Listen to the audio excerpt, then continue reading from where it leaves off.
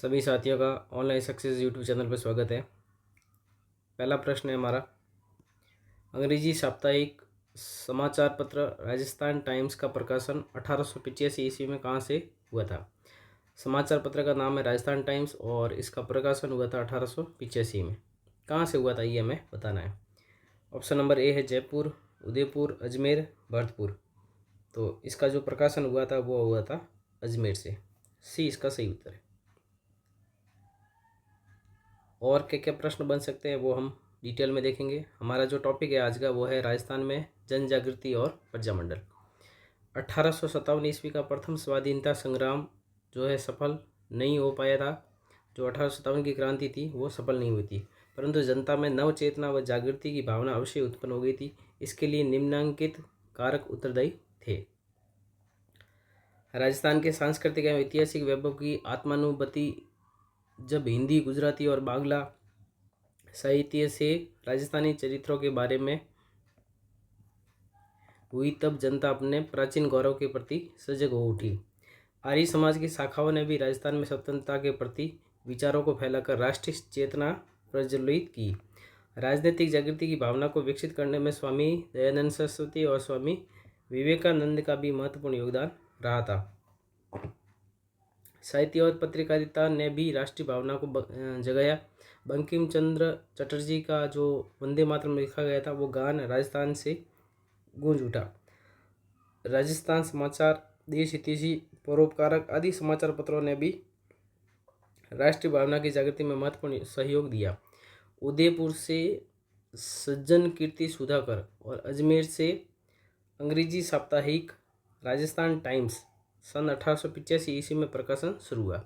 ये दोनों प्रश्न इंपॉर्टेंट बनते हैं कि सज्जन कीर्ति सुधाकर इसका प्रकाशन कहाँ से हुआ था, उदयपुर से, और राजस्थान टाइम्स का प्रकाशन कहाँ से हुआ था, अजमेर से हुआ था। कब? 1885 ईस्वी में। अखबारों के माध्यम से लोगों में राष्ट्रीय और राजनीतिक चेतना का उदय हुआ था। छपनिया के भीषण अकाल के समय अंग्रेजों की ओर से जो उपेक्षा बरती गई उसके कारण अंग्रेजों के प्रति विरोध का वातावरण बना, अतः जनता के मन में स्वतंत्रता प्राप्ति के विचार जो है बनने आरंभ हो गए। एडवर्ड सप्तम के राज्यारोहण समारोह के समय उदयपुर के महाराणा फतेह सिंह को आमंत्रित किया गया। जब एडवर्ड सप्तम का राज्यारोहण हो रहा था तब उदयपुर के महाराणा फतेह सिंह को बुलाया गया था। इसमें शामिल होने के लिए उन्होंने दिल्ली प्रस्थान किया। तभी उन्हें रास्ते में शाहपुरा के क्रांतिकारी केसरी सिंह बारट ने चेतावनी रस चुंगटिया नामक एक रचना भेंट की। उससे उनमें आत्मसम्मान की भावना जागी और उन्होंने दिल्ली दरबार में के समारोह में शामिल न होने का निश्चय किया। महाराणा के इस कार्य से राजस्थान की जनता में एक नव चेतना की लहर दौड़ाई। जब शाहपुरा के जो क्रांतिकारी थे केसरी सिंह बारट, उन्होंने जो है चेतावनी रस चुंगटिया नामक रचना उनको भेंट की थी, जिसे पढ़कर जो है महाराणा ने दिल्ली दरबार में शामिल न होने का निर्णय लिया था। अंग्रेजों की आर्थिक नीतियों के कारण राजस्थान का आर्थिक जीवन अस्त व्यस्त हो गया। बेरोजगारी की स्थिति उत्पन्न हो गई, असंतोष का वातावरण उत्पन्न हो गया। 1885 में भारतीय राष्ट्रीय कांग्रेस की स्थापना हुई और 1887 ईस्वी में गवर्नमेंट कॉलेज अजमेर के छात्रों ने कांग्रेस कमेटी का गठन किया। ये इंपॉर्टेंट प्रश्न बनता है कि कहाँ के छात्रों ने कांग्रेस कमेटी का गठन किया गया था, तो अजमेर के छात्रों ने किया था। कब? 1887 में। आगे चलकर जनता में राष्ट्रीय भावना उत्पन्न हुई जो निरंतर बलवती होती रही। 1888 ईस्वी में कांग्रेस के इलाहाबाद अधिवेशन में अजमेर के गोपीनाथ माथुर, किशनलाल और हरविलास शारदा राजस्थान के प्रतिनिधि बनकर गए थे। तो ये भी प्रश्न इंपॉर्टेंट बनता है कि कांग्रेस के इलाहाबाद अधिवेशन में कौन कौन गए थे, तो गोपीनाथ माथुर, किशनलाल और हरविलास शारदा। ये कहाँ के थे सब? ये थे अजमेर के। कब गए थे? 1888। तो ये सारे जितने भी प्रश्न बनते हैं आपको अच्छे से ध्यान रखना है। प्रश्न संख्या दूसरा है, 1887 में किस कॉलेज के छात्रों ने सर्वप्रथम राजपूताना में कांग्रेस कमेटी का गठन किया था? जयपुर, अजमेर, उदयपुर या कोटा? तो ये किस कॉलेज के छात्र थे वो हमें बताना है। तो ये थे अजमेर के छात्र जिन्होंने कांग्रेस कमेटी का गठन किया था। अजमेर के गोपीनाथ माथुर, किशनलाल और हरविलास शारदा ने सर्वप्रथम किस कांग्रेस अधिवेशन में भाग लिया था? बम्बई, मद्रास, इलाहाबाद या कलकत्ता? तो ये गए थे इलाहाबाद के कांग्रेस अधिवेशन में गए थे जो 1888 ईस्वी में हुआ था। अगला प्रश्न है हमारे सामने, 1918 में दिल्ली में चांदनी चौक स्थित मारवाड़ी पुस्तकालय में स्थापित राजपूताना मध्य भारत राजनीतिक संस्था के संस्थापक सदस्य कौन कौन थे? तो इससे प्रश्न बहुत सारे बनते हैं। राजपूताना मध्य भारत सभा की स्थापना जो है कहाँ की गई थी? ये दिल्ली में की गई थी, चांदनी चौक स्थित मारवाड़ी पुस्तकालय में। कब की गई? 1918 में। तो इसके संस्थापक सदस्य कौन कौन थे वो हमें बताना है। जमनालाल बजाज, गणेश शंकर विद्यार्थी, विजय सिंह पथिक, चांदकर्ण शारदा, गिरधर शर्मा, नरसिंह सरस्वती। तो ऑप्शन नंबर ए है 1 2 3 4 1 6 5 1 2 3 4 5 6 1 2 3 4 5। तो इसमें जो थे ये सभी संस्थापक सदस्य थे, तो इसका सी ऑप्शन जो है सही है। 1 2 3 4 5 और 6, मतलब ये 6 के 6 नाम आपको अच्छे से याद रखना है। ये राजपूताना मध्य भारत सभा के संस्थापक सदस्य थे। सन 1918 में दिल्ली में आयोजित कांग्रेस अधिवेशन में राजस्थान के कई व्यक्तियों ने भाग लिया, जिसके परिणाम स्वरूप इनका संपर्क ब्रिटिश भारत और अन्य राज्यों के नेताओं से हुआ। इस अधिवेशन के बाद में गणेश शंकर विद्यार्थी, विजय सिंह पथिक, जमनालाल बजाज, चांदकर्ण शारदा, गिरधर शर्मा और स्वामी नरसिंह देव सरस्वती, ये 6 नाम अच्छे से आपको याद रखना। आदि के प्रयत्नों से राजपूताना मध्य भारत सभा नामक एक राजनीतिक संस्था की स्थापना दिल्ली के चांदनी चौक स्थित मारवाड़ी पुस्तकालय में हुई। बाद में कांग्रेस का नागपुर अधिवेशन हुआ था 1920 में के समय ये कांग्रेस की सहयोगी संस्था मान ली गई। राजपूताना मध्य भारत सभा जो है इसको कांग्रेस के नागपुर अधिवेशन में कांग्रेस की सहयोगी संस्था मान लिया गया। तो ये आपको अच्छे से याद रखना है। राजपूताना मध्य भारत सभा का दूसरा अधिवेशन कांग्रेस अधिवेशन के साथ ही दिसंबर 1919 में अमृतसर में हुआ था। तो पहला सम्मेलन कहाँ हुआ था? पहला सम्मेलन इसका हुआ था दिल्ली में, ठीक है। और दूसरा सम्मेलन कहाँ हुआ था? वो हुआ था अमृतसर में। और मार्च 1920 में इसका तीसरा अधिवेशन हुआ था जमनालाल बजाज की अध्यक्षता में, जो कहाँ हुआ था? अजमेर में। तो ये सारे याद रखने। पहला सम्मेलन कहाँ हुआ था? दिल्ली में। दूसरा सम्मेलन कहाँ हुआ था? अमृतसर में। कब हुआ? दिसंबर 1919 में। तीसरा सम्मेलन हुआ था मार्च 1920 में, जिसकी अध्यक्षता की थी जमनालाल बजाज ने, ये हुआ था अजमेर में।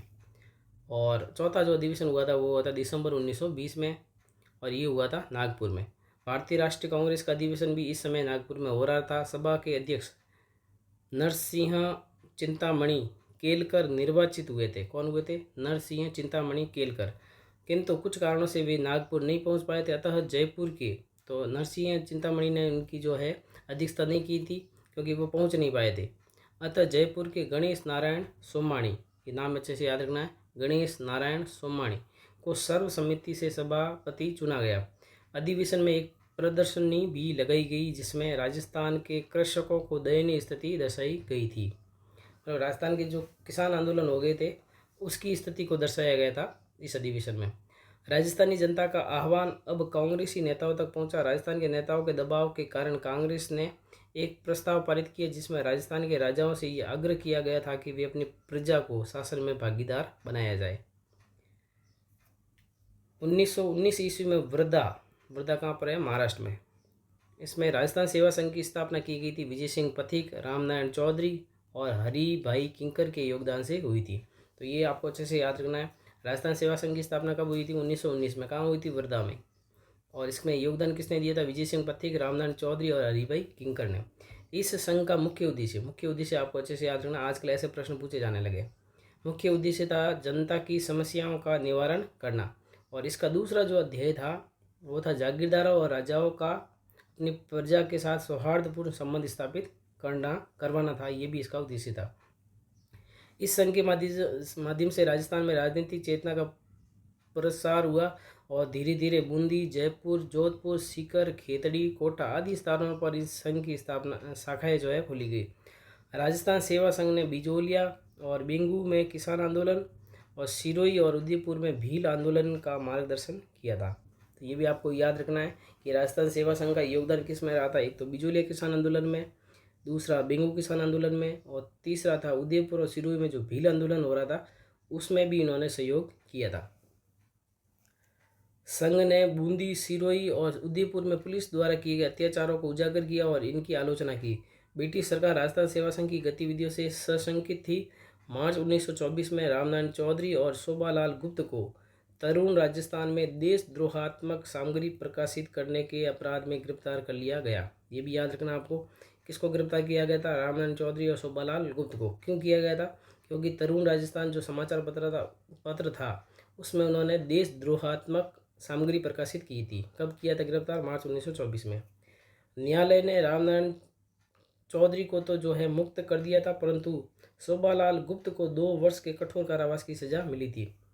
1924 में मेवाड़ राज्य सरकार द्वारा पथिक को कैद किए जाने के बाद से सेवा संघ के पदाधिकारियों और सदस्यों में परस्पर मतभेद शुरू हो गए और स्ने स्ने मतभेद की खाई चौड़ी होती गई और परिणाम स्वरूप 1928 से 1929 तक राजस्थान सेवा संघ जो है पूर्णतः प्रभावहीन हो गया था। तो 1919 में स्थापना हुई थी और 1929 तक ये जो है एकदम प्रभावहीन हो गया था।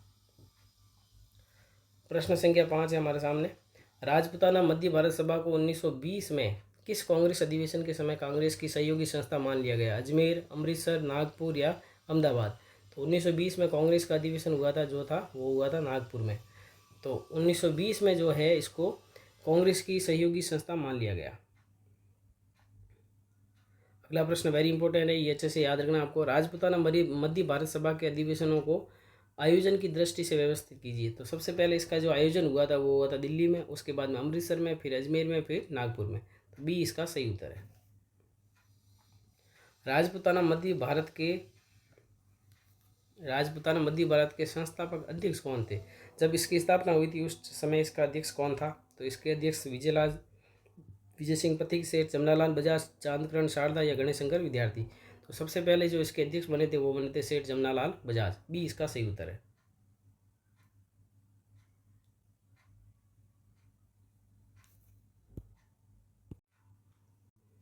अगला प्रश्न लेते हैं, प्रश्न संख्या 8। राजपूताना मध्य भारत का जो तीसरा अधिवेशन हुआ था जो कि हुआ था अजमेर में 1920 में, मार्च 1920 में, इसकी अध्यक्षता किसने की थी? विजय सिंह पथिक, गणेश शंकर विद्यार्थी, सेठ जमनालाल बजाज, चांदगढ़ शारदा? तो ये इसकी अध्यक्षता की थी सेठ जमनालाल बजाज ने। सी इसका सही उत्तर है।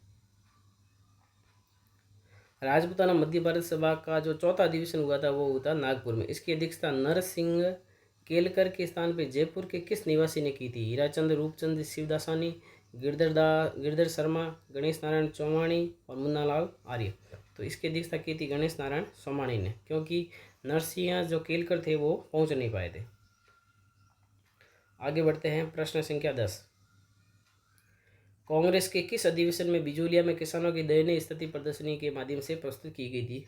प्रदर्शनी जो है कांग्रेस के किस अधिवेशन में प्रस्तुत की गई थी वो हमें बताना। अमृतसर 1919, दिल्ली 1920, नागपुर 1920, कलकत्ता 1924? तो नागपुर का जो अधिवेशन हुआ था 1920 उसमें बिजोलिया के किसानों की दयनीय स्थिति को प्रदर्शनी के माध्यम से प्रस्तुत किया गया था। अगला प्रश्न है, 1919 में वर्धा महाराष्ट्र में राजस्थान सेवा संघ की स्थापना किसने की थी? विजय सिंह पथिक, रामनारायण चौधरी, सेठ जमनालाल बजाज, हीराभाई किंकर? 1 3 4, 1 और 3, 1 और 4, 1 2 3 4। तो वर्धा में जो राजस्थान सेवा संघ की जो स्थापना हुई थी उसमें ये चारों के चारों थे। तो इसका सही उत्तर है ऑप्शन नंबर डी। आगे बढ़ते हैं, राजस्थान सेवा संघ की राजपूताना में कहाँ कहाँ शाखाएँ खोली गई थी? बूंदी, जयपुर, जोधपुर, सीकर, खेतड़ी, कोटा? तो 1 और 4, 1 2 3, 1 2 4 और 1 2 3 4। तो ये सभी जगह पर जो है इसकी शाखाएँ खोली गई थी। तो ऑप्शन नंबर डी इसका सही उत्तर है। राजस्थान सेवा संघ ने कौन से आंदोलनों का मार्गदर्शन किया था? बिचौलिया, बेंगू, भील आंदोलन, मेवा आंदोलन? 1 2 1 3, 1 2 3, 1 2 3 4। तो बिचौलिया भी था इसमें, बेंगू भी था और सिरोही और उदयपुर के भील आंदोलन भी थे। जो था मेव नहीं था इसमें। तो इसका सही उत्तर है ऑप्शन नंबर सी, 1 2 और 3। अगला प्रश्न है, 1924 में रामनारायण चौधरी और शोभालाल गुप्त को किस समाचार पत्र में देशद्रोहात्मक सामग्री प्रकाशित करने के लिए अपराध में गिरफ्तार किया गया था? प्रकाशित करने के कारण जो अपराध किया था उन्होंने उसमें गिरफ्तार किया गया था। राजस्थान समाचार, तरुण राजस्थान, त्याग भूमि या जय हिंद? तो ये जो समाचार पत्र था वो था तरुण राजस्थान। बी इसका सही उत्तर है। अगला प्रश्न है, राजस्थान सेवा संघ लगभग कितने वर्षों तक अस्तित्व में रहा था? इसकी स्थापना 1919 में हुई थी। 1919 में हुई थी और लगभग 1929 तक ये रहा था। तो लगभग 10 साल ये अस्तित्व में रहा था। बी इसका सही उत्तर है। अगला प्रश्न वेरी इंपॉर्टेंट है, कई बार एग्जाम पूछा गया है। असहयोग आंदोलन के समय मारवाड़ रियासत में किस सत्याग्रही ने अपने हाथ में तिरंगा झंडा लेकर जागृति का कार्य किया था और झंडे में एक और महात्मा गांधी थे और दूसरी और स्वराज लिखा था? जयनारायण व्यास, भंवरलाल सराफ, मथुरादास माथुर, छगनलाल छपासने वाला। तो ये जो सत्याग्रही थे वो थे भंवरलाल सराफ। बी इसका सही उत्तर, अच्छे से आपको याद रखना है। आगे और देखते हैं हम क्या क्या प्रश्न बनेंगे। और सन 1920 में भारतीय राष्ट्रीय कांग्रेस का जो नेतृत्व है वो महात्मा गांधी के हाथों में आ गया। उन्होंने 1921 में असहयोग आंदोलन आरंभ किया। समस्त भारत पर इसका जो प्रभाव पड़ा, राजस्थान भी इससे अछूता नहीं रहा। यहाँ भी लोगों ने देश प्रेम की भावना जागृत हुई और राज्यों में निरंकुश शासन के प्रति तीव्र रोष उत्पन्न हुआ। जोधपुर में एक सत्याग्रही थे भंवरलाल सराफ, जो हाथ में तिरंगा झंडा लेकर शहर में घूमे। झंडे में एक और महात्मा गांधी और दूसरी ओर स्वराज लिखा था। उन्होंने बाजार में एक भाषण दिया जिसे जनता ने उत्साह से सुना। टोंक राज्य की जनता ने एक सभा कर कांग्रेस के प्रति पूर्ण सहानुभूति व्यक्त की और असहयोग आंदोलन का अनुमोदन किया।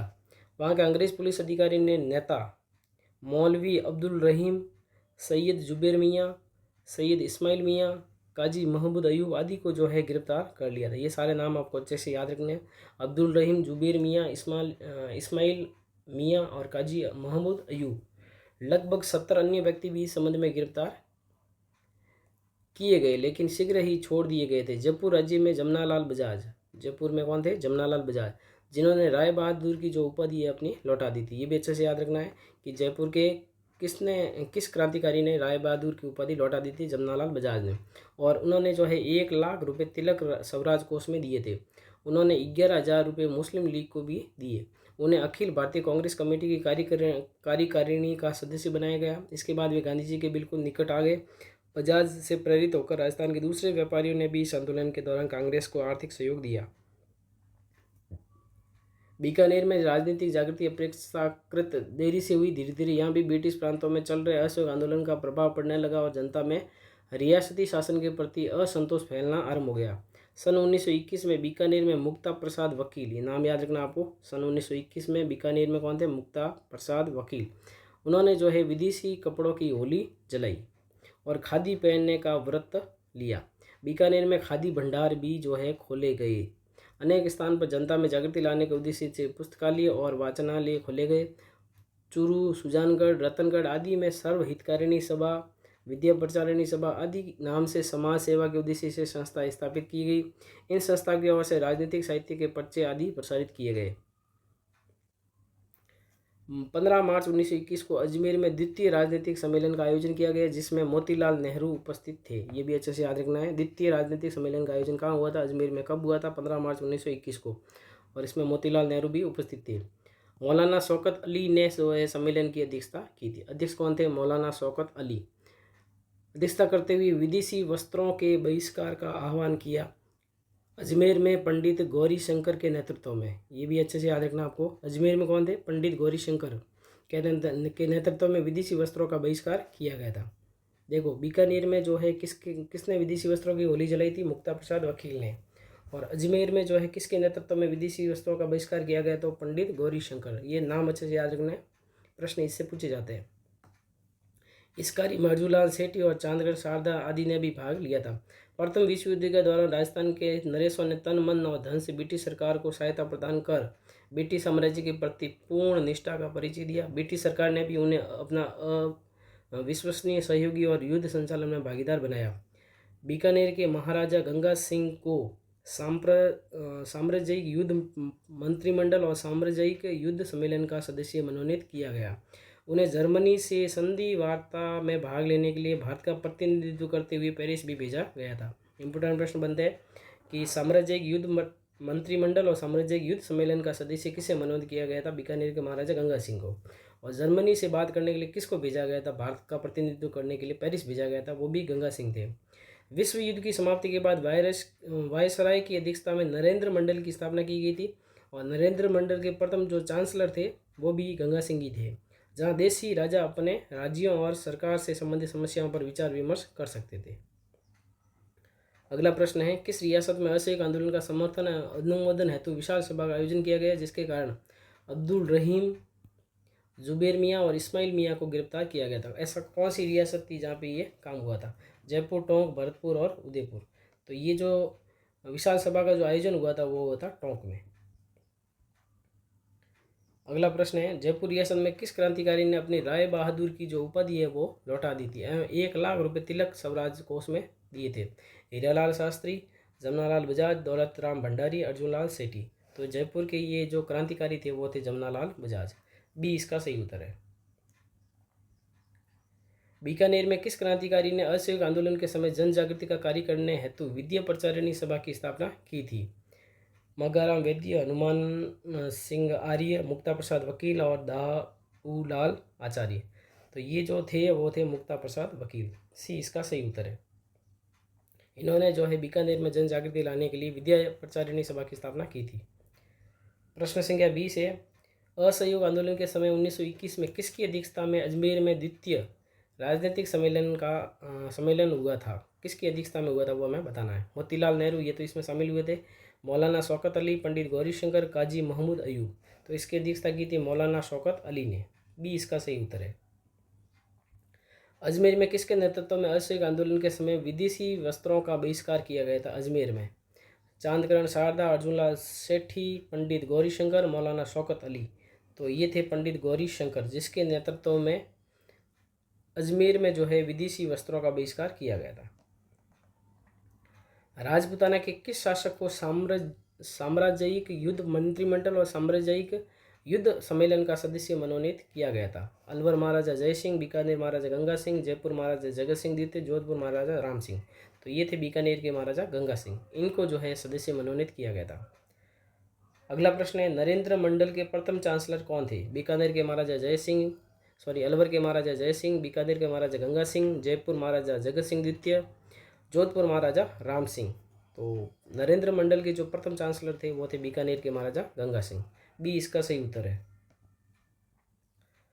राजपूताना में किस शासक को जर्मनी से संधि वार्ता में भाग लेने के लिए भारत का प्रतिनिधित्व करने हेतु पेरिस भेजा गया था?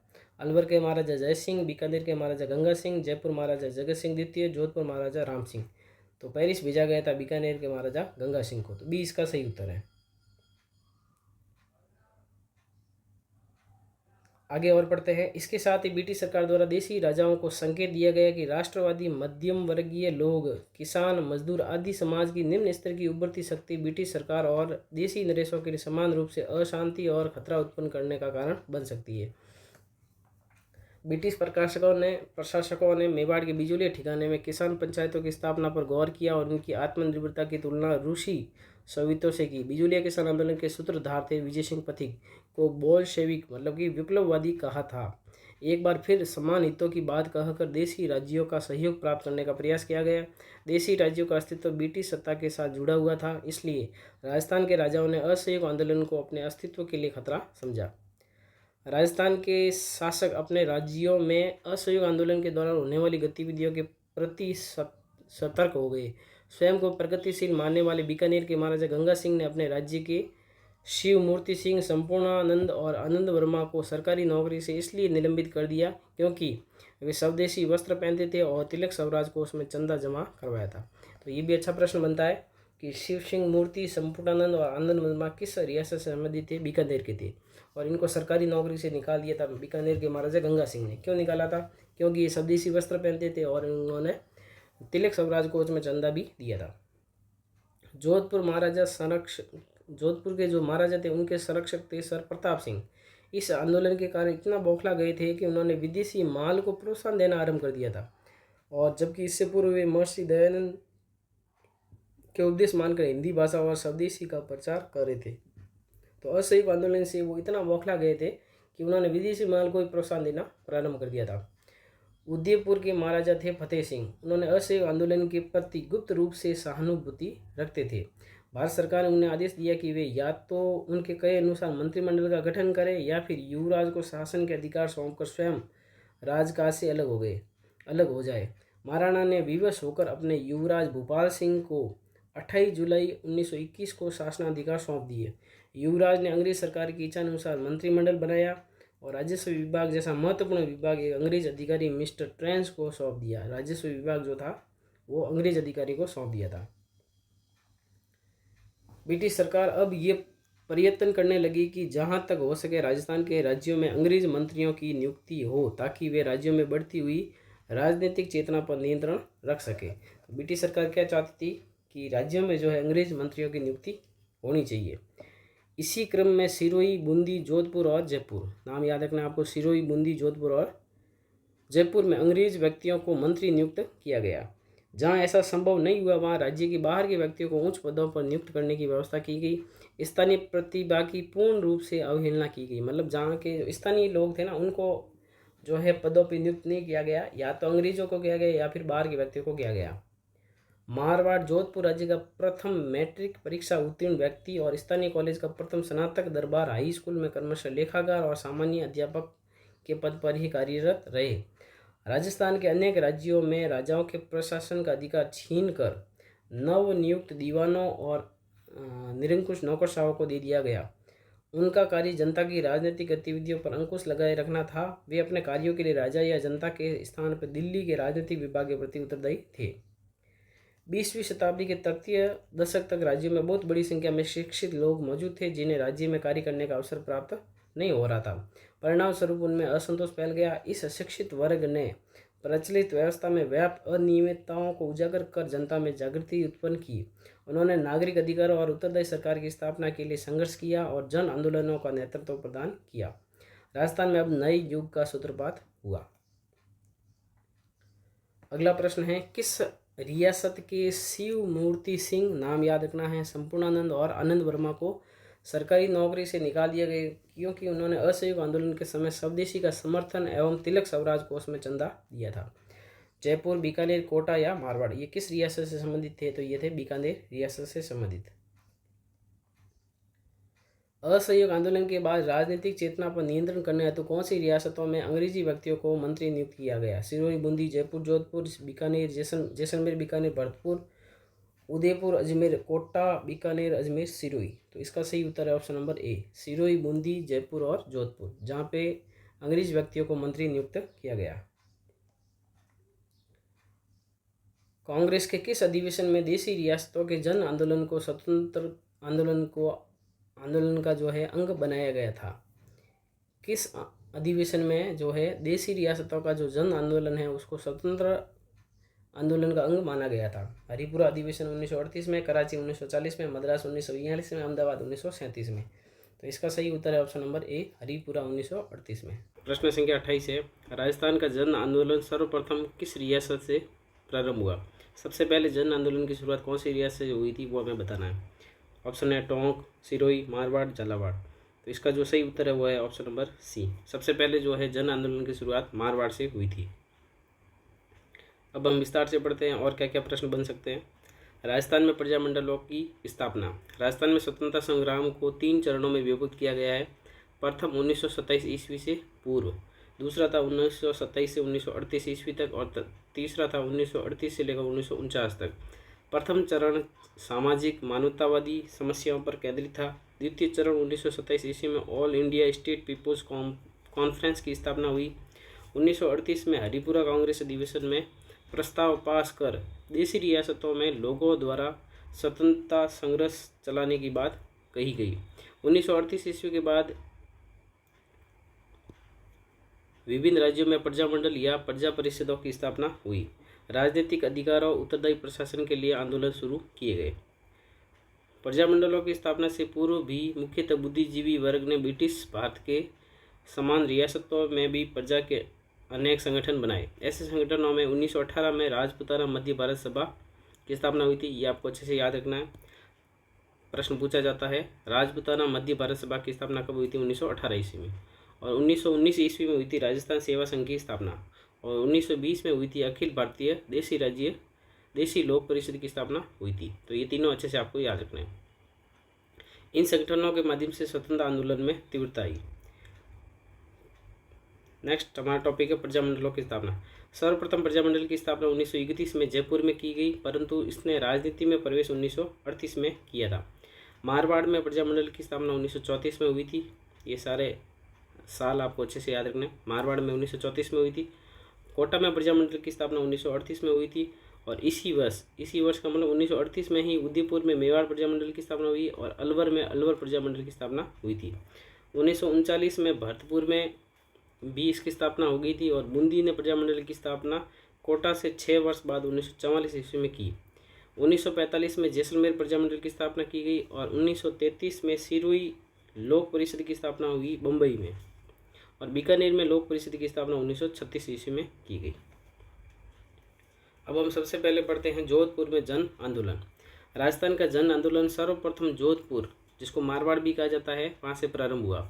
जनवरी 1938 में नेताजी सुभाष चंद्र बोस जोधपुर आए थे। तो ये आपको याद रखना है कि सुभाष चंद्र बोस ने जो है किस रियासत की यात्रा की थी, जोधपुर की थी। कब की थी? जनवरी 1938 में।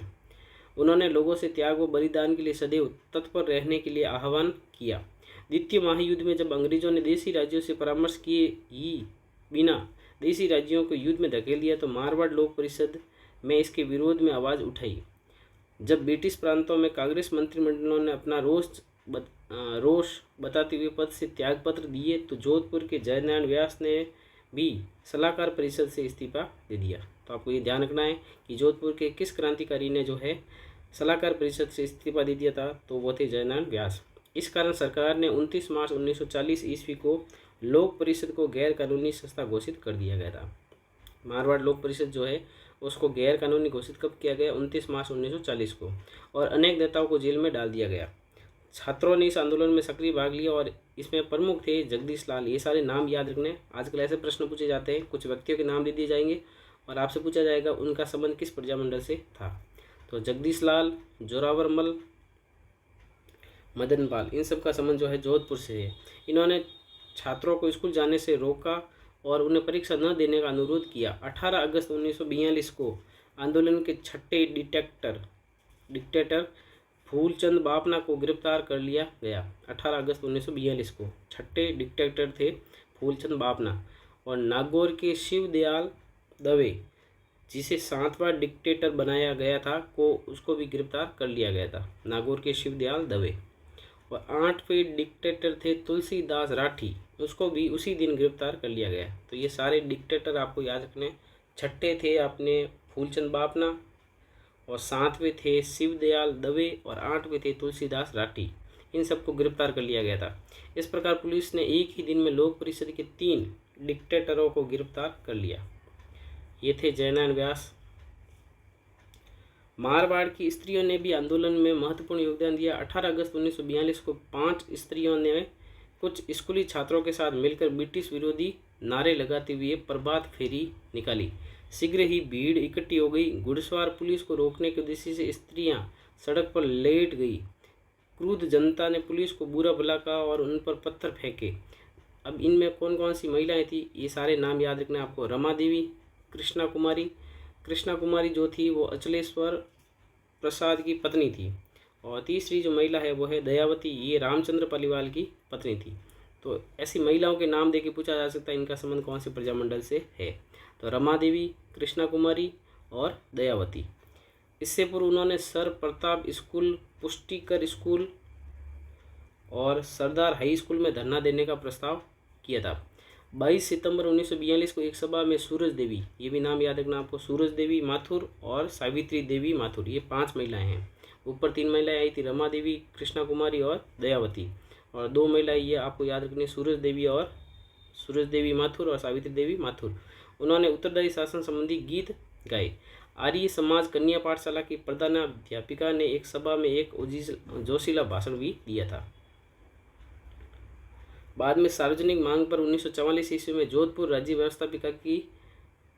राज्य व्यवस्थापिका सभा की स्थापना की गई, लेकिन राष्ट्रवादी इससे संतुष्ट नहीं हुए। अक्टूबर 1946 में डाबड़ा हत्याकांड हुआ। ये याद रखना आपको, डाबड़ा हत्याकांड कौन से प्रजामंडल से संबंधित था? मारवाड़ या जोधपुर प्रजामंडल से संबंधित है। कब हुआ था? डेट याद रखनी है, अक्टूबर 1946 में।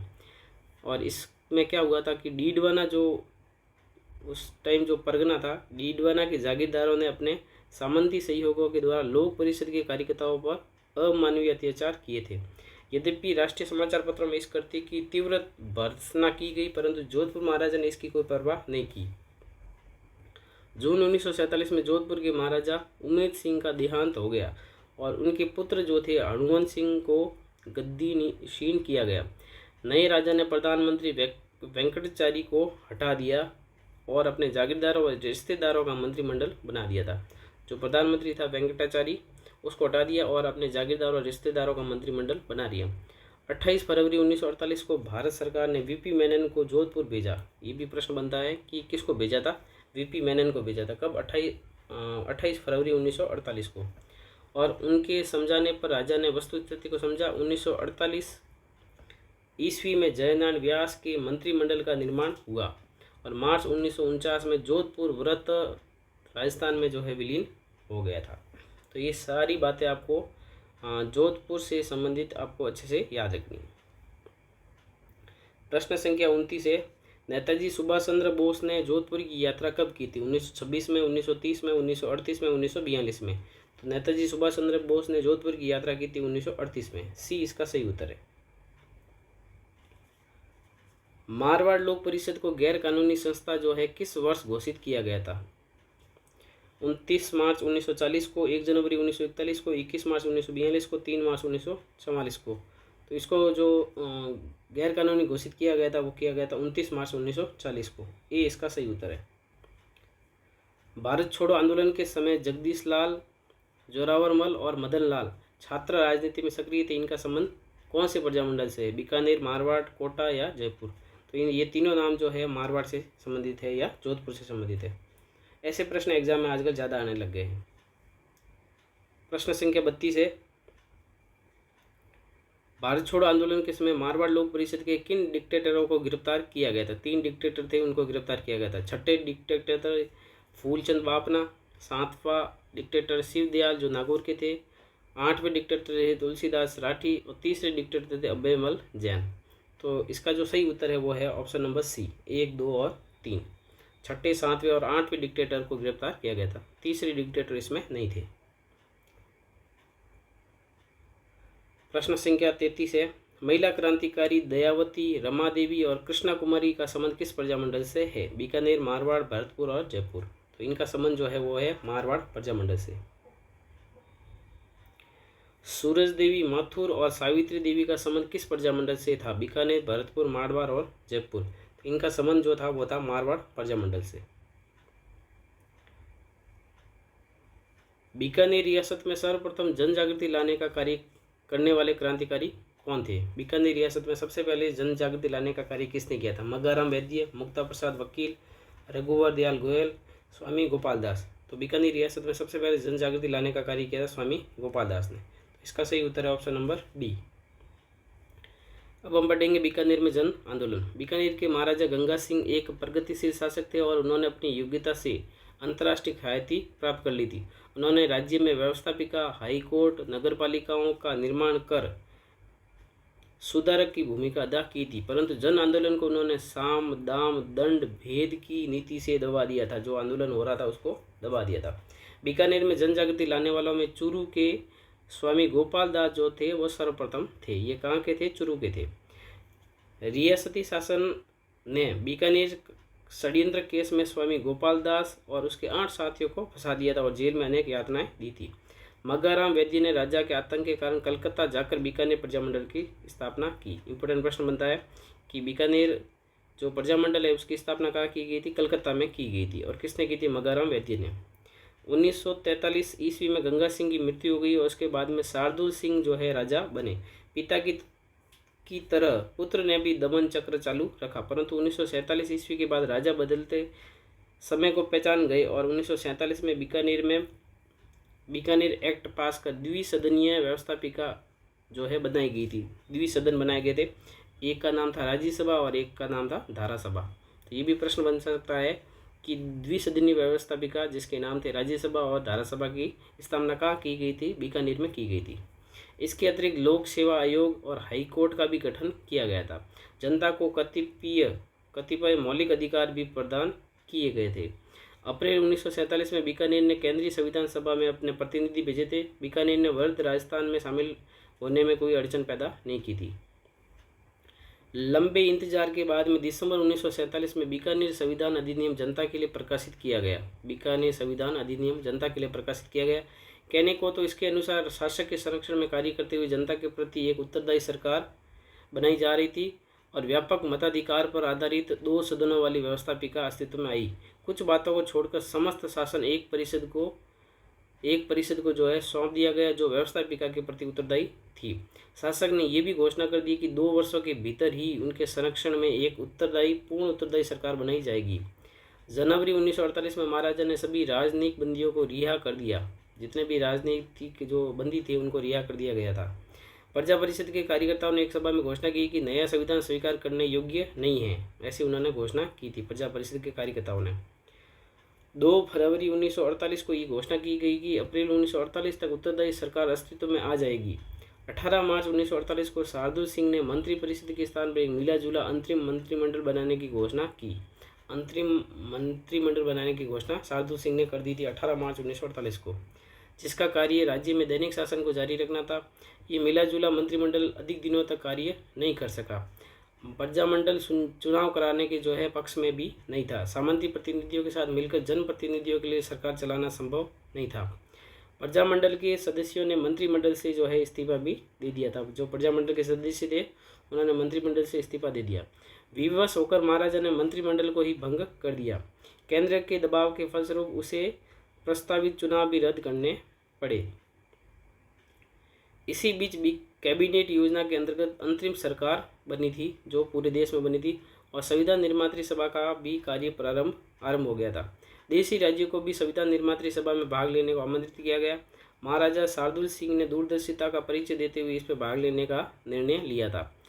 उसने अन्य राज्यों को भी इसमें भाग लेने के लिए प्रेरित किया। 28 अप्रैल 1947 को बीकानेर के प्रतिनिधि थे KM पणिकर ने संविधान निर्मात्री सभा में अपना स्थान ग्रहण किया। ये इंपॉर्टेंट प्रश्न बनता है। बीकानेर के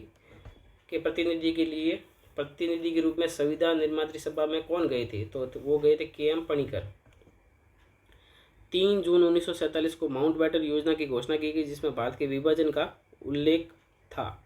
देशी नरेशों के समक्ष ये विकल्प था कि वे स्वतंत्र रहे या भारतीय संघ या फिर पाकिस्तान में सम्मिलित हो जाए।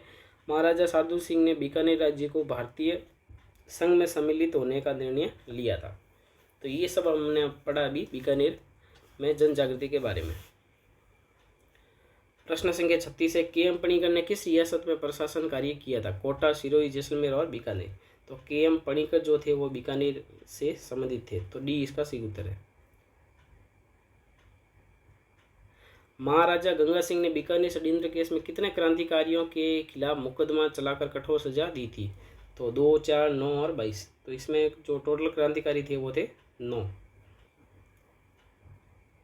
अगला प्रश्न है, बीकानेर प्रजामंडल की स्थापना 1936 में की थी मगाराम वैद्य ने। कहाँ की थी? रेवाड़ी, बीकानेर, कलकत्ता या जोधपुर। तो बीकानेर प्रजामंडल की जो स्थापना हुई थी वो राजस्थान से बाहर हुई थी, कलकत्ता में हुई थी। सी इसका सही उत्तर है। किस रियासत में जन जागृति हेतु पहला समाचार पत्र विजय 1920 ईस्वी में प्रकाशित हुआ था? ये काफ़ी इंपॉर्टेंट प्रश्न है। समाचार पत्र विजय जो है उसका प्रकाशन कहाँ हुआ था? बीकानेर में, जैसलमेर में, भरतपुर में या झालावाड़ में? तो ये इसका जो प्रकाशन हुआ था वो हुआ था जैसलमेर में। बी इसका सही उत्तर है। अब हम पढ़ेंगे जैसलमेर में जन आंदोलन। जैसलमेर एक ऐसा राज्य था जन चेतना का जो है नितांत अभाव था। यहाँ पे जन चेतना का बहुत ही अभाव था। इसका मूल कारण ये था कि जैसलमेर में कम जनसंख्या थी और इसका अधिकांश भाग जो है वो मरुभाग का मतलब है वहाँ पे ज़्यादातर जो है मरुस्थल है। यातायात के जो साधन हैं उसका भी जो है जैसलमेर में अभाव था और संचार के जो साधन हैं वो भी विकसित नहीं थे। यहाँ के राजा ने जन आकांक्षाओं को अधिक दबा रखा था। जन जो आंदोलन है उसको पूरा दबा रखा था। यही कारण है कि पहला समाचार पत्र है विजय 1920 ईस्वी में प्रारंभ हुआ और 1932 ईस्वी में जो है माहेश्वरी समाज नवयुग मंडल का गठन भी किया गया। ये भी प्रश्न बन सकता है कि कौन से प्रजामंडल में माहेश्वरी समाज नवयुग मंडल का गठन किया गया? तो जैसलमेर होगा। राजा ने इस पत्र पर प्रतिबंध लगाकर इसके मंत्री को जेल में डाल दिया था। सागरमल गोपा ही ऐसे पहले व्यक्ति थे जिन्होंने निरंकुश शासन के विरुद्ध जनता में जागृति पैदा की थी, परंतु वे रियासती शासन के आतंक अत्याचार के शिकार हो गए थे। सागरमल गोपा अपनी व्यथा का वृत्तांत निरंतर जो है जयनारायण व्यास को, शेख अब्दुल्ला को और जवाहरलाल नेहरू को भेजते रहते थे। सागरमल गोपा को 4 अप्रैल 1946 को जेल में ही जलाकर मार डाला गया था। कब डाला गया था? 4 अप्रैल 1946 को मार दिया गया था। इसके बाद में मीठालाल व्यास ने जैसलमेर प्रजामंडल की स्थापना का साहस किया था। तो ये आपको ध्यान रखना है कि जैसलमेर प्रजामंडल की स्थापना किसने की थी? मीठालाल व्यास ने की थी। परंतु राजा के आतंक से बचने के लिए इसकी स्थापना जो है जोधपुर में की गई थी। कहाँ की गई थी? जोधपुर में, जैसलमेर में नहीं की गई थी, जोधपुर में की गई थी। 28 मई को जयनारायण व्यास और मीठालाल ने जैसलमेर में जुलूस निकाला और एक विशाल आम सभा का आयोजन किया। इसके पश्चात जन भावना को नहीं दबाया जा सका। अंत में जैसलमेर भी वृद्ध राजस्थान में शामिल हो गया। किस रियासत में जन जागृति के कार्य हेतु माहेश्वरी समाज नवयुग मंडल का गठन किया गया था? बीकानेर, जैसलमेर, भरतपुर, झालावाड़। तो माहेश्वरी समाज नवयुग मंडल का गठन किया गया था जैसलमेर में। बी इसका सही उत्तर है। मीठालाल व्यास ने 1945 में जैसलमेर प्रजामंडल की स्थापना कहाँ की थी? जैसलमेर में, बम्बई में, जोधपुर में या आगरा में? तो जैसलमेर प्रजामंडल की स्थापना की थी मीठालाल व्यास ने। कब की गई थी? 1945 में। और कहाँ की गई थी? जोधपुर में। सी इसका सही उत्तर है। राज्य विरोधी गतिविधियों के चलते सागरमल गोपा को जेल में कब डाला गया था? 1941 में, 42 में, 43 में या 44 में? तो इसको जेल में डाला गया था 1941 में। और 4 अप्रैल 1946 में जो है इसको जला के मार डाला गया था। सागरमल गोपा की हत्या जेल में किस वर्ष की गई थी? 4 अप्रैल 1946, 4 अप्रैल 1942, 4 अप्रैल 1945, 6 अगस्त 1942। तो इसकी जो हत्या की गई थी वो की गई थी 4 अप्रैल 1946 को। ए ऑप्शन इसका सही उत्तर है। मेवाड़ प्रजामंडल की स्थापना माणिक्यलाल वर्मा ने कब की थी? 24 जनवरी 1938 को, 24 अप्रैल 1900, ये यहाँ पे 1938 है, 24 अगस्त 1938 को या फिर 24 नवंबर 1938 को। तो सबसे पहला प्रश्न ये बनता है मेवाड़ प्रजामंडल की स्थापना किसने की थी? माणिक्यलाल वर्मा ने। कब की थी? तो आपको डेट अच्छे से याद रखनी है, 24 अप्रैल 1938 को की थी। अब हम पढ़ेंगे मेवाड़ में जन आंदोलन। मेवाड़ राज्य में जन जागृति का सूत्र पहले ही बिजोलिया सत्याग्रह और बेंगू किसान आंदोलन के रूप में हो चुका था। अप्रैल 1938 में माणिक्यलाल वर्मा ने मेवाड़ प्रजामंडल की स्थापना की थी। 24 अप्रैल 1938 को। मेवाड़ के तत्कालीन प्रधानमंत्री थे धर्मनारायण ने इसे गैर कानूनी संस्था घोषित कर दिया था। तो किसने मेवाड़ प्रजामंडल को गैर कानूनी संस्था घोषित किया था? धर्मनारायण ने। और माणिक्यलाल वर्मा को जो है मेवाड़ छोड़कर चले जाने का आदेश दिया था। और माणिक्यलाल वर्मा जो है अजमेर चले गए थे और अपनी गतिविधियों का संचालन भी वहाँ रहकर करने लगे।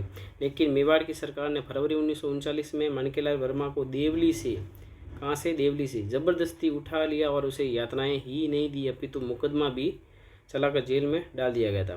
फरवरी 1941 में प्रजामंडल पर से प्रतिबंध जो है हटा दिया था।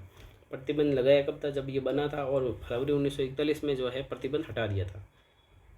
ये थे माणिक्यलाल वर्मा। नवंबर 1941 में प्रजामंडल का प्रथम अधिवेशन माणिक्यलाल वर्मा के सभापतित्व, तो ये ध्यान रखना आपको, मेवाड़ प्रजामंडल का प्रथम अधिवेशन कब हुआ था? नवंबर 1941 में हुआ था। और इसका सभापति कौन था? तो माणिक्यलाल वर्मा थे। बड़ी धूमधाम के साथ हुआ था। इस अवसर पर आचार्य JB कृपलानी और विजय लक्ष्मी पंडित भी आई थी और खादी व ग्रामोद्योग प्रदर्शनी का आयोजन भी किया गया था। तो ये दो प्रश्न और आपको अच्छे से याद रखने हैं कि मेवाड़ प्रजामंडल के प्रथम अधिवेशन में कौन कौन शामिल हुए थे? आचार्य JB कृपलानी और विजय लक्ष्मी पंडित।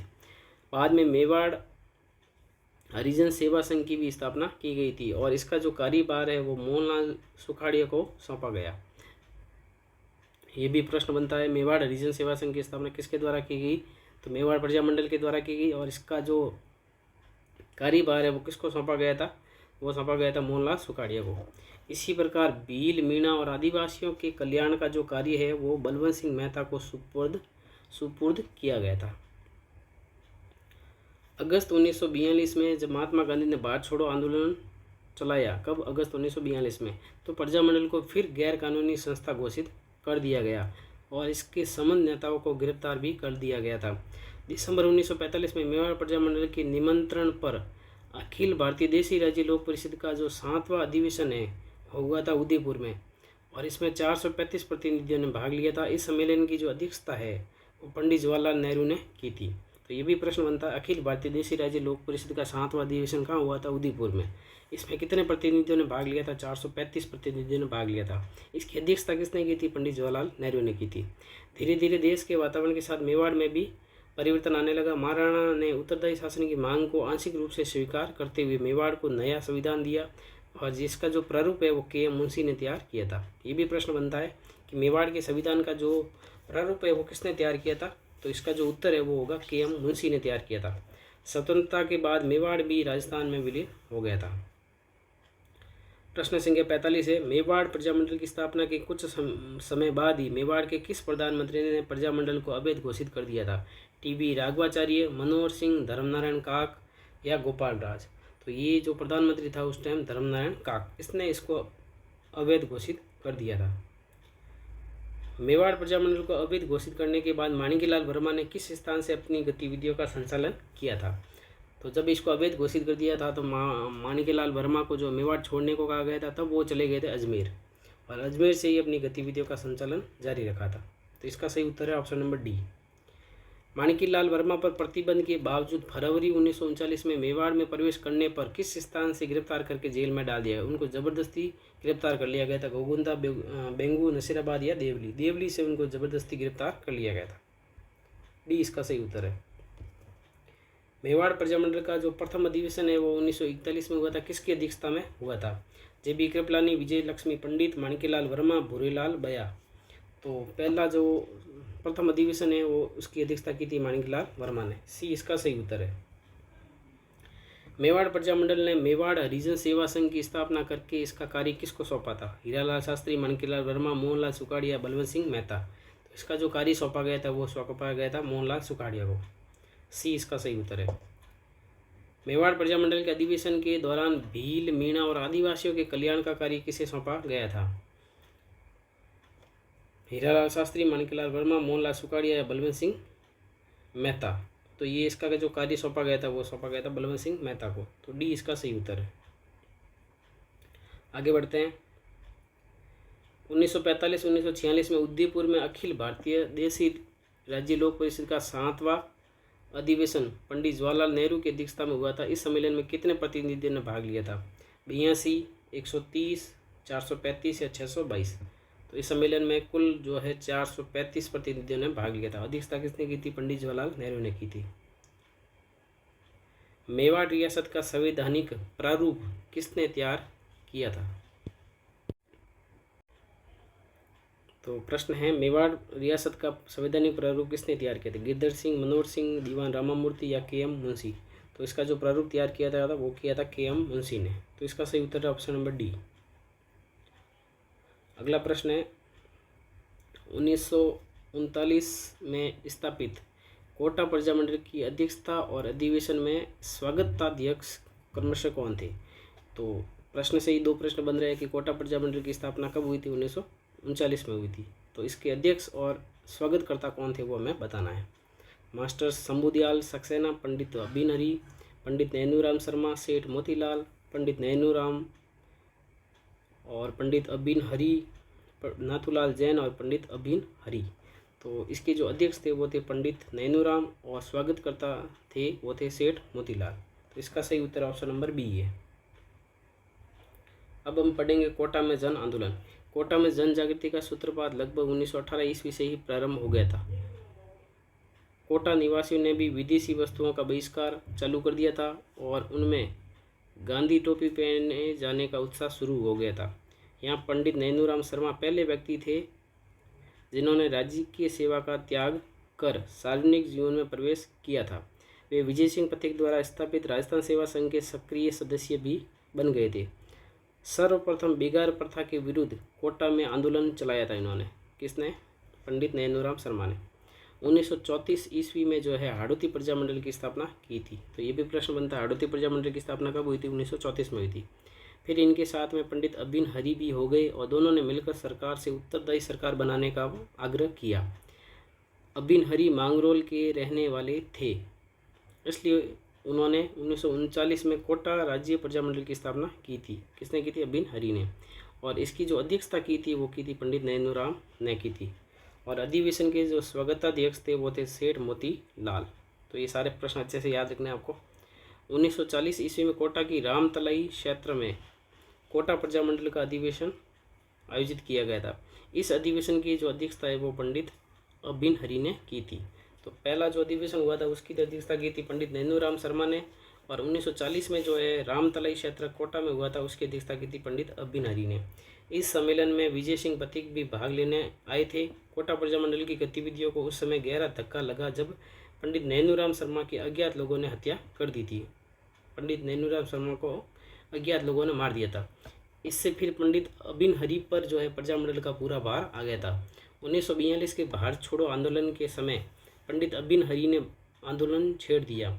इस आंदोलन में इनके साथ में मास्टर शंभुदयाल सक्सेना, नाथूलाल जैन, श्याम नारायण सक्सेना, सेठ मोतीलाल, वकील वेणी माधव, श्रीमती वेणी माधव इत्यादि इनके साथ में थे। तो सारे नाम याद रखने। इनके साथ साथ में कौन कौन थे?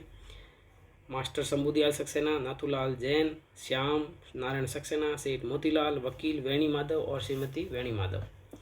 1945 ईस्वी में इस आंदोलन में विद्यार्थी भी शामिल हो गए और उन्होंने जुलूस निकाले और आम सभाएं आयोजित की। प्रदर्शनकारियों पर लाठीचार्ज हुआ, लेकिन भीड़ ने शहर कोतवाली पर कब्जा कर तिरंगा झंडा भी फहरा दिया था। कोटा की सरपनाह के फाटक बंद कर दिए गए। शहर में आने वाली सब सड़कों के गड्ढे खोद दिए गए और बाहर से कोई मदद न आ सके। कोटा के दीवान सर हरीलाल गोसलिया और आईजी पुलिस संत सिंह आंदोलन को कुचल देना चाहते थे। तो ये भी आपको याद रखना। कोटा के दीवान उस समय कौन थे? सर हरीलाल गोसलिया और आईजी पुलिस थे संत सिंह।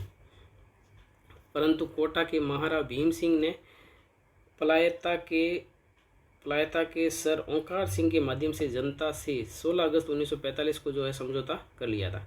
तो किसके माध्यम से समझौता किया गया था? ओंकार सिंह के माध्यम से समझौता किया गया था। बाद में प्रधानमंत्री और आईजी पुलिस को भी दरबार ने जो है हटा दिया था। इस आंदोलन के बाद प्रजामंडल के झंडे के नीचे कोटा के सामान्य नागरिक, किसान, मजदूर और छात्र सब आ गए। जब देश आज़ाद हुआ तो कोटा के महाराज भीम सिंह ने राजस्थान के विलीनीकरण की प्रक्रिया में महत्वपूर्ण योगदान दिया और इस कारण वे पूरे राजस्थान के उपराज प्रमुख भी बनाए गए थे उस समय। प्रश्न संख्या 54 है। 1940 में कोटा के रामतलाई क्षेत्र में कोटा प्रजामंडल का अधिवेशन हुआ था। इस अधिवेशन की अध्यक्षता किसने की थी? ध्यान रखना, रामतलाई क्षेत्र का पूछा गया है। पंडित नैनूराम शर्मा, पंडित अबिन हरि, सेठ मोतीलाल, हरीलाल गोसलिया। तो इसका सही उत्तर है पंडित अबिन हरि। अबिन हरि ने जो है इसकी अध्यक्षता की थी। पंडित नैनूराम शर्मा की हत्या के बाद कोटा प्रजामंडल की जिम्मेदारी किसे दी गई थी? वकील वेणी माधव, नाथूलाल, पंडित अबिन हरि या शंभुदयाल सक्सेना। तो इसका जो कार्यभार दिया गया था वो दिया गया था पंडित अबिन हरि को।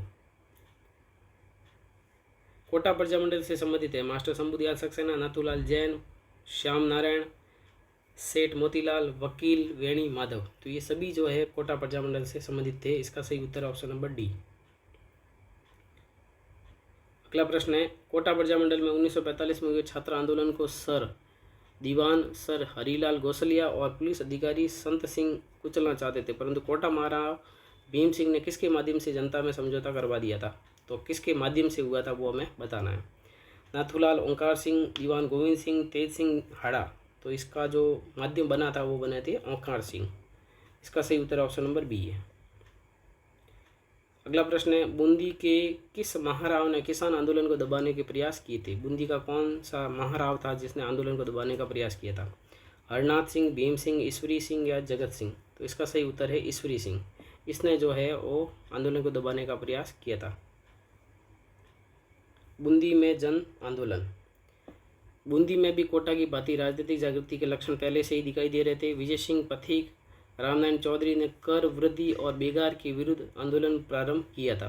पुलिस ने किसानों पर अपना दमन चक्र चालू किया और नमाणा ग्राम में बहुत अत्याचार किए। तो ये आपको अच्छे से नाम याद रखना। नमाणा गांव का संबंध कौन से प्रजामंडल से है? तो बूंदी प्रजामंडल से। जैसे आंदोलन में और तेजी आ गई। बूंदी के महाराव थे ईश्वरी सिंह ने आंदोलन को दबाने का भरसक प्रयत्न किया। 1931 में कांतिलाल की अध्यक्षता में बूंदी प्रजामंडल की स्थापना की गई। इंपॉर्टेंट प्रश्न बनता है, बूंदी प्रजामंडल की स्थापना किसकी अध्यक्षता में की गई थी? कांतिलाल के अध्यक्षता में की थी या कांतिलाल ने की थी। और कब की थी? 1931 में। 1936 ईस्वी में सरकार ने राजस्थान समाचार पत्र के प्रकाशन पर पाबंदी लगा दी। राजस्थान समाचार पत्र के प्रकाशन पर पाबंदी लगा दी थी, लेकिन कांतिलाल व नित्यानंद एक नाम और याद रखना, नित्यानंद का संबंध कौन से प्रजामंडल से? बूंदी प्रजामंडल से। इसकी परवाह नहीं करते हुए प्रशासनिक सुधारों की जो है मांग की थी। 1937 ईस्वी में प्रजामंडल के अध्यक्ष ऋषिदत्त मेहता को 3 वर्ष के लिए राज्य से निष्कासित कर दिया गया था। तो ये आपको याद रखना है। 1937 ईस्वी में प्रजामंडल के अध्यक्ष कौन बने थे? ऋषिदत्त मेहता। परंतु जब 1941 ईस्वी में वापस बूंदी आए तो उन्होंने फिर आंदोलन प्रारंभ कर दिया। 1942 में उन्होंने ब्रज सुंदर शर्मा को साथ लेकर आंदोलन छेड़ दिया। तो एक नाम और याद रखना आपको, ब्रिज सुंदर शर्मा का संबंध कौन से प्रजामंडल से? बूंदी प्रजामंडल से। समय की मांग के अनुसार महाराव ईश्वरी सिंह में भी परिवर्तन आया और उन्होंने संविधान निर्मात्री सभा की नियुक्ति कर दी और भारत आज़ाद होने पर बूंदी भी वृद्ध राजस्थान में जो है विलीन हो गया था। तो ये सारे नाम अच्छे से याद रखना है आपको। बूंदी प्रजामंडल की स्थापना कब हुई थी? 1931 में हुई थी। किसने की थी? कांतिलाल ने की थी। और नित्यानंद का संबंध बूंदी प्रजामंडल से। और 1937 में प्रजामंडल के अध्यक्ष कौन बने थे? ऋषिदत्त मेहता बने थे। ये सारे आपको अच्छे से नाम याद रखने हैं। अगला प्रश्न है, बूंदी प्रजामंडल की स्थापना कांतिलाल शर्मा की अध्यक्षता में कब की गई? 1928, 1931, 1934 या 1944? तो इसकी स्थापना की गई थी 1931 ईस्वी में। अगला प्रश्न है, प्रश्न संख्या 60, बूंदी प्रजामंडल से संबंधित है ऋषिदत्त मेहता, ब्रिज सुंदर शर्मा, नित्यानंद, कांतिलाल चौतानी। तो बूंदी प्रजामंडल से संबंधित ऋषिदत्त मेहता भी है, ब्रिज सुंदर शर्मा भी है, नित्यानंद भी है। कांतिलाल चौतानी का संबंध इससे नहीं है। तो इसका सही उत्तर है ऑप्शन नंबर सी, 1, 2 और 3। जयपुर में जन जागृति के कार्य की शुरुआत किसने की थी? अर्जुनलाल सेठी, हीरालाल शास्त्री, सेठ जमनालाल बजाज, दौलतमंद भंडारी। तो जयपुर में जन जागृति की शुरुआत अगर आपसे पूछा जाए कि सबसे पहले किसने की थी, तो सबसे पहले शुरुआत की थी अर्जुनलाल सेठी ने। तो इसका ऑप्शन नंबर ए सही उत्तर है। अब हम पढ़ते हैं जयपुर में जन आंदोलन। जयपुर में जन जागृति के कार्य का श्री गणेश जो है अर्जुनलाल सेठी ने किया था। उनके बाद में जमनालाल बजाज ने 1927 में चरखा संघ की स्थापना की थी। तो यहाँ से इम्पोर्टेंट प्रश्न बनता है, चरखा संघ की स्थापना कब की गई? 1927 में की गई। किसने की थी? जमनालाल बजाज ने की थी। 1931 में कर्पूर चंद पाटनी ने जयपुर प्रजामंडल की स्थापना की। इम्पोर्टेंट प्रश्न बनता है कि जयपुर प्रजामंडल की स्थापना किसने की थी? कर्पूर चंद पाटनी ने की थी। कब की थी? 1931 में की थी। प्रारंभ में इसका जो कार्य था वो था समाज सुधार करना था। किसका? प्रजामंडल का। बाद में पंडित हीरालाल शास्त्री, चिरंजी लाल अग्रवाल, कर्पूर चंद पाटनी, दौलतमल भंडारी, इन सबको जो है गिरफ्तार कर लिया गया था। तो ये सभी व्यक्तियों के नाम अच्छे से याद रखने, जयपुर प्रजामंडल से संबंधित थे। पंडित हीरालाल शास्त्री, चिरंजी लाल अग्रवाल, कर्पूर चंद पाटनी, दौलतमल भंडारी। इसके विरोध में जयपुर से शहर में इस दमन चक्र की भर्त्सना की गई। आखिर सरकार प्रजामंडल के नेताओं से बातचीत करने के लिए तैयार हो गई। अगस्त 1939 ईस्वी को दोनों पक्षों में जो है समझौता हो गया, जिसके फलस्वरूप प्रजामंडल को मान्यता मिल गई थी और सेठ जमनालाल बजाज व अन्य कार्यकर्ता रिहा कर दिए गए थे। ये थे हीरालाल शास्त्री। 1940 ईस्वी में पंडित हीरालाल शास्त्री जो है प्रजामंडल के अध्यक्ष बनाए गए। तो आजकल ऐसे भी एग्जाम में प्रश्न पूछे जाते हैं कि 1940 में जयपुर प्रजामंडल का अध्यक्ष किसे बनाया गया था? तो आपको याद रखना है 1940 में प्रजामंडल का जो अध्यक्ष बनाया गया था वो बनाया गया था पंडित हीरालाल शास्त्री को। उन्होंने राज्य भर में प्रजामंडल की शाखाएँ जो है खोल दी। 1941 नवंबर 1941 में प्रजामंडल का जो है तीसरा अधिवेशन हुआ था। 1942 के भारत छोड़ो आंदोलन के समय जयपुर में आंदोलन छेड़ा गया तो जयपुर महाराज ने उत्तरदायी शासन की मांग को जो है उत्तरदायी सरकार की मांग को स्वीकार कर लिया। अब जयपुर में आंदोलन का कोई औचित्य ही नहीं रहा। इस समय प्रजामंडल में जो है 2 वर्ग हो गए थे। एक वर्ग जो था वो अपने आप को अखिल भारतीय आंदोलन के साथ में रखना चाहता था और दूसरा था जिसका नेतृत्व शास्त्री जी कर रहे थे, जो आंदोलन के पक्ष में नहीं थे। परंतु बाबा हरिश्चंद्र, ये नाम अच्छे से याद रखना, बाबा हरिश्चंद्र के गुट के दबाव में सितंबर 1942 को हीरालाल शास्त्री ने प्रधानमंत्री सर मिर्जा इस्माइल को आंदोलन छेड़ने का अल्टीमेटम दे दिया था। इस पर प्रधानमंत्री ने शास्त्री जी को वार्तालाप के लिए आमंत्रित किया और दोनों में बातचीत के लिए निम्न समझौता हुआ। तो ये आपको ध्यान रखना है कि इन दोनों के बीच में समझौता जो है किसके बीच में हुआ था? हीरालाल शास्त्री और सर मिर्जा इस्माइल के बीच में हुआ था। अब इस समझौते में क्या क्या बातें बोली गई थी वो आपको अच्छे से याद रखना है। 5 बातें बोली गई थी। युद्ध के लिए राज्य सरकार जो है जन धन की कोई भी सहायता नहीं देगी। प्रजामंडल को राज्य में शांतिपूर्वक युद्ध विरोधी अभियान चलाने की स्वतंत्रता होगी। ब्रिटिश प्रांतों से आने वाली किसी आंदोलनकारी को प्रवेश करने से नहीं रोका जाएगा। जनता को उत्तरदायी शासन देने के लिए राज्य शीघ्र अतिशीघ्र कार्रवाई करेगा। प्रजामंडल महाराज के विरुद्ध किसी प्रकार की सीधी कार्रवाई नहीं करेगा। ये सभी जो है समझौते में बातें बताई गई थी। इस समझौते के फलस्वरूप साधारण में आंदोलन की प्रेरणा जो है प्रेरणा समाप्त प्राय हो गई थी, क्योंकि ये समझौते ऐसे ही थे। शास्त्रीय समझौते के बावजूद आज़ाद मोर्चे के नेताओं ने आंदोलन चलाया, परंतु गिरफ्तार कर लिए गए।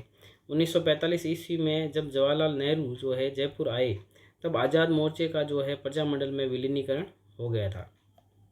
तो आज़ाद मोर्चा जो था, जिसकी स्थापना जो है बाबा हरिचंद्र के द्वारा की गई थी, इसका विलीनीकरण कब हुआ था? 1945 में हुआ था। किस में हुआ था? प्रजामंडल में। अक्टूबर 1942 में महाराज ने एक समिति का गठन किया, जिसका कार्य संवैधानिक सुधारों का सुझाव देना था।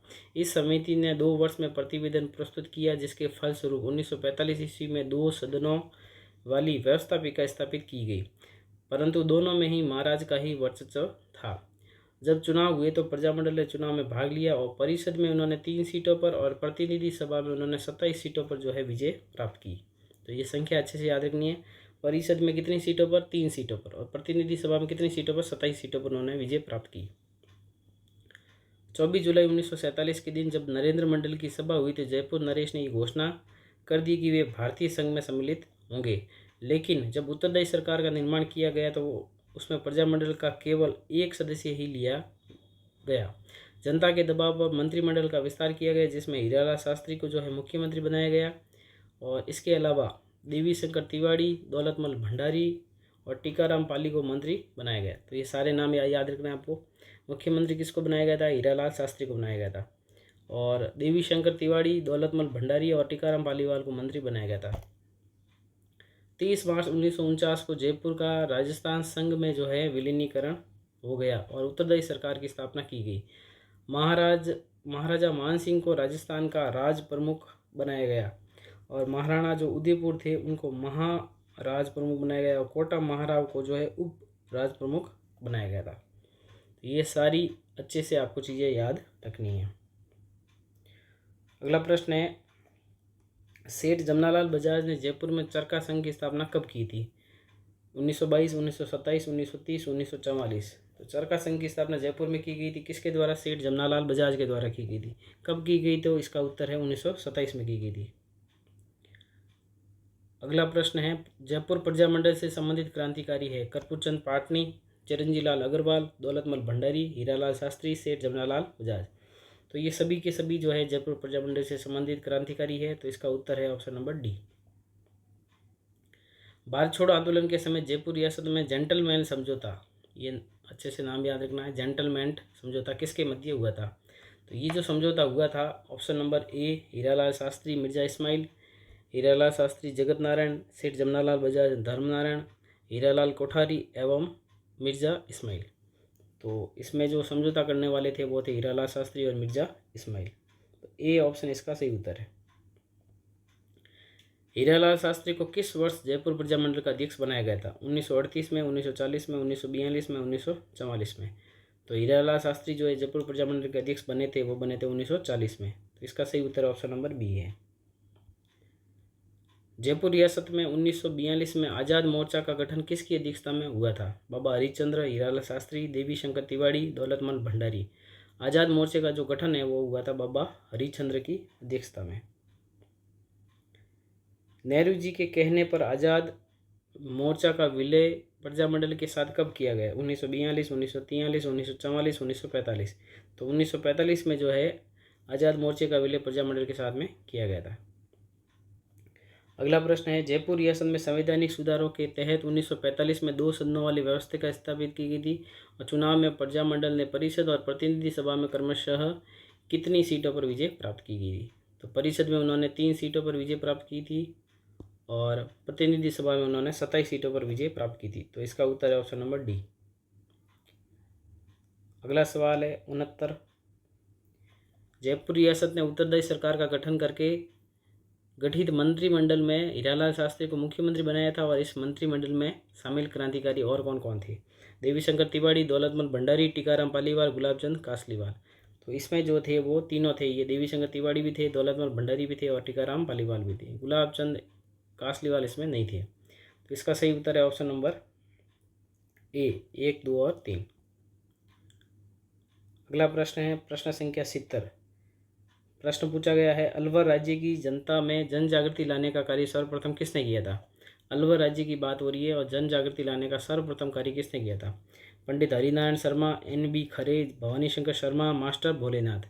तो अलवर में जन जागृति लाने का सर्वप्रथम कार्य किया था पंडित हरिनारायण शर्मा ने। तो इसका ऑप्शन नंबर ए सही उत्तर है। अब हम पढ़ेंगे अलवर में जन आंदोलन के बारे में। अलवर राज्य की जनता में जागृति लाने का कार्य पंडित हरिनारायण शर्मा ने किया था। उन्होंने अस्पृश्यता निवारण संघ, वाल्मीकि संघ और आदिवासी संघ की जो है स्थापना की थी। तो ये तीनों नाम याद रखना है आपको। अस्पृश्यता निवारण संघ, वाल्मीकि संघ और आदिवासी संघ की स्थापना किसने की थी? पंडित हरिनारायण शर्मा ने की थी। खादी का प्रचार किया और आम जनता में जन जागृति पैदा करने का प्रयास किया। जब मार्च 1933 में ब्रिटिश सरकार ने अलवर के महाराजा जय सिंह को गद्दी से उतारकर अपने मनोनीत एक जागीरदार के पुत्र तेज सिंह को गद्दी पर बैठा दिया, तो इसके विरोध में जनता ने एक आम सभा आयोजित की। तो ये आपको ध्यान रखना है, ब्रिटिश सरकार ने अलवर के किस महाराजा को गद्दी से हटा दिया था? तो वो थे महाराजा जय सिंह। और किसको गद्दी पे बैठाया था? तो वो थे तेज सिंह। तेज सिंह जो था कोई महाराजा नहीं था, ये एक जागीरदार का पुत्र था। राज्य सरकार ने पंडित हरिनारायण शर्मा, कुंज बिहारी लाल मोदी और अन्य नेताओं को गिरफ्तार कर लिया। तो एक नाम और याद रखना, कुंज बिहारी लाल मोदी का संबंध भी जो है अलवर प्रजामंडल से है। 1938 में अलवर प्रजामंडल की स्थापना हुई। अन्य प्रजामंडलों की भांति अलवर प्रजामंडल ने भी उत्तरदायी सरकार की मांग की और आंदोलन चालू किया। 1940 में राज्य द्वारा युद्ध कोष के लिए धन एकत्रित करने का प्रजामंडल ने विरोध किया था। तो ये भी आपको ध्यान रखना, युद्ध कोष के लिए धन एकत्रित करने का किस प्रजामंडल ने विरोध किया था? तो वो था अलवर प्रजामंडल। इस पर हरिनारायण शर्मा और उसके सहयोगी मास्टर भोलेनाथ। तो ये एक नाम और याद रखना, मास्टर भोलानाथ। इसका संबंध भी अलवर प्रजामंडल से है। इनको गिरफ्तार कर लिया गया था। आम जनता ने इसका विरोध किया। भारत छोड़ो आंदोलन में भी प्रजामंडल ने जो है आंदोलन किया। जनवरी 1944 में भवानी शंकर शर्मा, एक नाम और आ गया है, भवानी शंकर शर्मा, इनकी अध्यक्षता में जो है प्रजामंडल का पहला अधिवेशन हुआ था। तो आपको ध्यान रखना है, अलवर प्रजामंडल का पहला अधिवेशन किसकी अध्यक्षता में हुआ था? भवानी शंकर शर्मा की अध्यक्षता में हुआ था जनवरी 1944 में, और जिसमें उत्तरदायी सरकार की मांग को जो है पुनः दोहराया गया। फरवरी 1946 उत्तरदायी सरकार बनाने के लिए प्रजामंडल ने आंदोलन छेड़ दिया और कई गिरफ्तारियां दी। इसके पश्चात जून 1946 में प्रजामंडल ने किसानों के समर्थन से आंदोलन किया। प्रजामंडल और सरकार में टकराव 1947 ईस्वी में भी चलता रहा। अलवर में जो है सांप्रदायिक दंगे हुए, जिसके लिए अलवर के दीवान NB खरे को उत्तरदायी ठहराया गया और सरकार को ये संदेह था कि महात्मा गांधी की हत्या में खरे की मिलीभगत थी। अतः खरे को दिल्ली में रहने के आदेश दिए गए और मार्च 1948 में अलवर का जो विलय है वो मत्स्य संघ में हो गया था। तो ये था हमारा अलवर प्रजामंडल। इसमें आपको सारी चीज़ें अच्छे से याद रखनी है। पंडित हरिनारायण शर्मा जो अलवर से संबंधित है द्वारा स्थापित संगठन कौन कौन से थे? पहला ऑप्शन है अस्पृश्यता निवारण संघ, दूसरा है वाल्मीकि संघ, तीसरा आदिवासी संघ, तीसरा है विद्या प्रचारिणी परिषद। तो इन्होंने जो है अस्पृश्यता निवारण संघ, वाल्मीकि संघ और आदिवासी संघ, विद्या प्रचारिणी परिषद का गठन इन्होंने नहीं किया था। तो इसका सही उत्तर है ऑप्शन नंबर सी, 1, 2 और 3। अगला प्रश्न है, 1933 में तिजारा दंगों के समय अलवर के किस महाराजा को उनके पद से हटाकर उनकी जगह तेज सिंह को गद्दी पर बैठाया गया? जय सिंह, मान सिंह, अभय सिंह या शिव सिंह? तो अलवर के जो महाराजा थे वो थे जय सिंह, जिनको पद से हटा दिया गया था। तो ए इसका सही उत्तर है। अगला प्रश्न है, अलवर प्रजामंडल की स्थापना कब की गई? 1934 में, 1938 में, 1942 में, 1944 में? अलवर प्रजामंडल की जो स्थापना है वो की गई थी 1938 में। बी इसका सही उत्तर है। अलवर प्रजामंडल का प्रथम अधिवेशन 1944 में किसकी अध्यक्षता में हुआ था? मास्टर भोलेनाथ, भवानी शंकर शर्मा, कुंज बिहारी मोदी या हरिनारायण शर्मा? तो अलवर प्रजामंडल का जो प्रथम अधिवेशन है वो हुआ था भवानी शंकर शर्मा की अध्यक्षता में। बी इसका सही उत्तर है। अलवर प्रजामंडल के संस्थापक या सहयोगी कौन थे? हरिनारायण शर्मा, कुंज बिहारी मोदी, मास्टर भोलेनाथ, भवानी शंकर शर्मा? तो ये सभी के सभी जो है अलवर प्रजामंडल के संस्थापक या फिर सहयोगी थे। तो इसका सही उत्तर है ऑप्शन नंबर सी, 1, 2, 3 और 4। किस रियासत के दीवान NB खरे पर महात्मा गांधी की हत्या में मिली भगत का आरोप लगा था? जयपुर, अजमेर, अलवर या कोटा? तो ये NB खरे थे अलवर के, जिसके ऊपर महात्मा गांधी की हत्या का आरोप लगा था। प्रश्न संख्या 77 है, जगन्नाथ अधिकारी और गंगा प्रसाद शास्त्री ने किस रियासत में जन जागृति का कार्य किया था? अलवर, भरतपुर, धौलपुर या फिर कोटा? तो ये दोनों नाम अच्छे से याद रखना है आपको। पहले तो जगन्नाथ अधिकारी या जगन्नाथ, यहाँ पे पूरा नाम मैं लिख लेता हूँ, जगन्नाथ दास है ये, जगन्नाथ दास अधिकारी और गंगा प्रसाद शास्त्री। ऑप्शन है अलवर, भरतपुर, धौलपुर या कोटा? तो ये दोनों जो थे वो थे भरतपुर रियासत से संबंधित। ऑप्शन नंबर बी इसका सही उत्तर है। भरतपुर में जन आंदोलन। भरतपुर राज्य में जन जागृति उत्पन्न करने वालों में जगन्नाथ दास अधिकारी और गंगा प्रसाद शास्त्री का नाम प्रमुख है। भरतपुर के तत्कालीन महाराजा थे किशन सिंह, 1900 से 1927 तक। एक प्रगतिशील व्यक्ति थे। इन्होंने हिंदी को जो है राजभाषा का दर्जा दिया था और गांवों व नगरों में स्वायत्त शासी संस्थाओं को विकसित किया था। वे उत्तरदायी सरकार बनाने के भी पक्षधर में थे। उनके प्रगतिशील विचारों की उन्हें कीमत चुकानी पड़ी और ब्रिटिश सरकार ने उन्हें गद्दी से उतार दिया और बालक ब्रिजेंद्र सिंह को गद्दी पर बैठा दिया और शासन चलाने के लिए एक प्रशासक भी नियुक्त कर दिया था। 1930 में भरतपुर महाविद्यालय के छात्रों ने जो है स्वतंत्रता दिवस मनाया था। 1938 ईस्वी में राज्य के बाहर रेवाड़ी में भरतपुर प्रजामंडल की स्थापना की गई। इंपॉर्टेंट प्रश्न बनता है, भरतपुर प्रजामंडल की स्थापना कब की गई? 1938 में। तो इसकी भरतपुर में नहीं की गई थी, भरतपुर के बाहर की गई थी, रेवाड़ी में। इसके अध्यक्ष थे उस समय गोपीलाल यादव और कोषाध्यक्ष बने थे मास्टर आदित्येंद्र को बनाया गया था। तो भरतपुर प्रजामंडल के प्रथम अध्यक्ष कौन थे? गोपीलाल यादव थे। राज्य सरकार ने प्रजामंडल को जो है गैर कानूनी संस्था घोषित कर दिया। इस पर प्रजामंडल ने 21 अप्रैल 1938 को सरकार के विरुद्ध सत्याग्रह आरंभ कर दिया। अंत में 23 दिसंबर 1940 को प्रजा परिषद को मान्यता दी गई। कब? 1940 में दी गई और सब नेता जेल से छोड़ दिए गए। 30 दिसंबर 1940 को परिषद का पहला सम्मेलन जयनारायण व्यास की अध्यक्षता में आयोजित किया गया। तो इसका जो पहला सम्मेलन हुआ था वो हुआ था 30 दिसंबर 1940 को और इसके अध्यक्ष कौन थे? इसके अध्यक्ष थे जयनारायण व्यास। इसमें उत्तरदायी शासन की मांग प्रस्तुत की गई थी और सरकार ने 22 अक्टूबर 1942 में ब्रज जनप्रतिनिधि समिति के गठन की घोषणा की। तो ये भी अच्छा प्रश्न बन सकता है कि ब्रज जनप्रतिनिधि समिति के गठन की घोषणा किस प्रजामंडल से की गई थी? वो थी भरतपुर प्रजामंडल में। कब की गई? 22 अक्टूबर 1942 में। इसके लिए अगस्त 1943 में चुनाव करवाए गए जिसमें 50 सदस्य थे और इसमें 37 निर्वाचित थे। प्रजा परिषद ने इसमें से 27 पद जो है जीत लिए थे। जुगल किशोर चतुर्वेदी को इसका जो है नेता बनाया गया और मास्टर आदित्येंद्र को जो है उप नेता बनाया गया। लेकिन परिषद के ढकोसले का शीघ्र ही पता चल गया और परिषद के सदस्यों ने इसका बहिष्कार करना चालू कर दिया। प्रजा परिषद का जो दूसरा अधिवेशन हुआ था वो हुआ था 23 मई 1945 ईस्वी को बयाना भरतपुर में हुआ था और फिर उत्तरदायी शासन की जो है मांग इसमें रखी गई थी। प्रजामंडल ने सत्याग्रह चालू कर दिया। राज्य सरकार ने सब नेताओं को जो है गिरफ्तार कर दिया। 24 जनवरी 1947 को वायसराय वेवेल और बीकानेर के महाराजा शार्दुल सिंह जो है भरतपुर में आए थे। वायसराय कौन था? वेवेल। उनके पहुंचने पर जनता ने व्यापक प्रदर्शन कर अपना आक्रोश प्रदर्शित किया था और सरकार ने भी अपना दमन चक्र चलाया। सारे नेता जेल में डाल दिए गए। अलवर के मेवों व जाटों में भी दंगे भड़क उठे। 15 अगस्त 1947 को जब देश आज़ाद हुआ तो भरतपुर सांप्रदायिकता की आग में जल रहा था। 18 मार्च 1948 को भरतपुर राज्य को मत्स्य संघ में विलीन कर दिया गया था। तो ये भरतपुर संघ से संबंधित सारी बातें आपको अच्छे से ध्यान रखनी है। प्रश्न संख्या 78 है, भरतपुर के किस महाराजा को उत्तरदायी शासन की मांग को स्वीकार करने के कारण पद से हटा दिया गया था? तेज सिंह, बलवंत सिंह, किशन सिंह या फिर मान सिंह? तो भरतपुर के महाराजा किशन सिंह को उसके पद से हटा दिया गया था। भरतपुर प्रजामंडल की स्थापना रेवाड़ी में कब की गई थी? 1936, 1938, 1939 या 1942? तो भरतपुर प्रजामंडल की जो स्थापना है वो की गई थी 1938 में। बी इसका सही उत्तर है। भरतपुर प्रजामंडल का अध्यक्ष किसे बनाया गया था? गोपीलाल यादव, मास्टर आदित्येंद्र, जगन्नाथ दास, ताराचंद शर्मा। तो भरतपुर प्रजामंडल का जो अध्यक्ष है वो बनाया गया था गोपीलाल यादव को। ये इसका सही उत्तर है। अगला प्रश्न है, भरतपुर प्रजा परिषद का प्रथम अधिवेशन 1940 में हुआ था, किसकी अध्यक्षता में हुआ था? पंडित जवाहरलाल नेहरू, जयनारायण व्यास, गोपीलाल यादव, कोषाध्यक्ष मास्टर आदित्येंद्र। तो भरतपुर प्रजा परिषद की बात हो रही है और प्रथम अधिवेशन की जो अध्यक्षता की थी वो की थी जयनारायण व्यास ने। तो इसका सही उत्तर है option number B.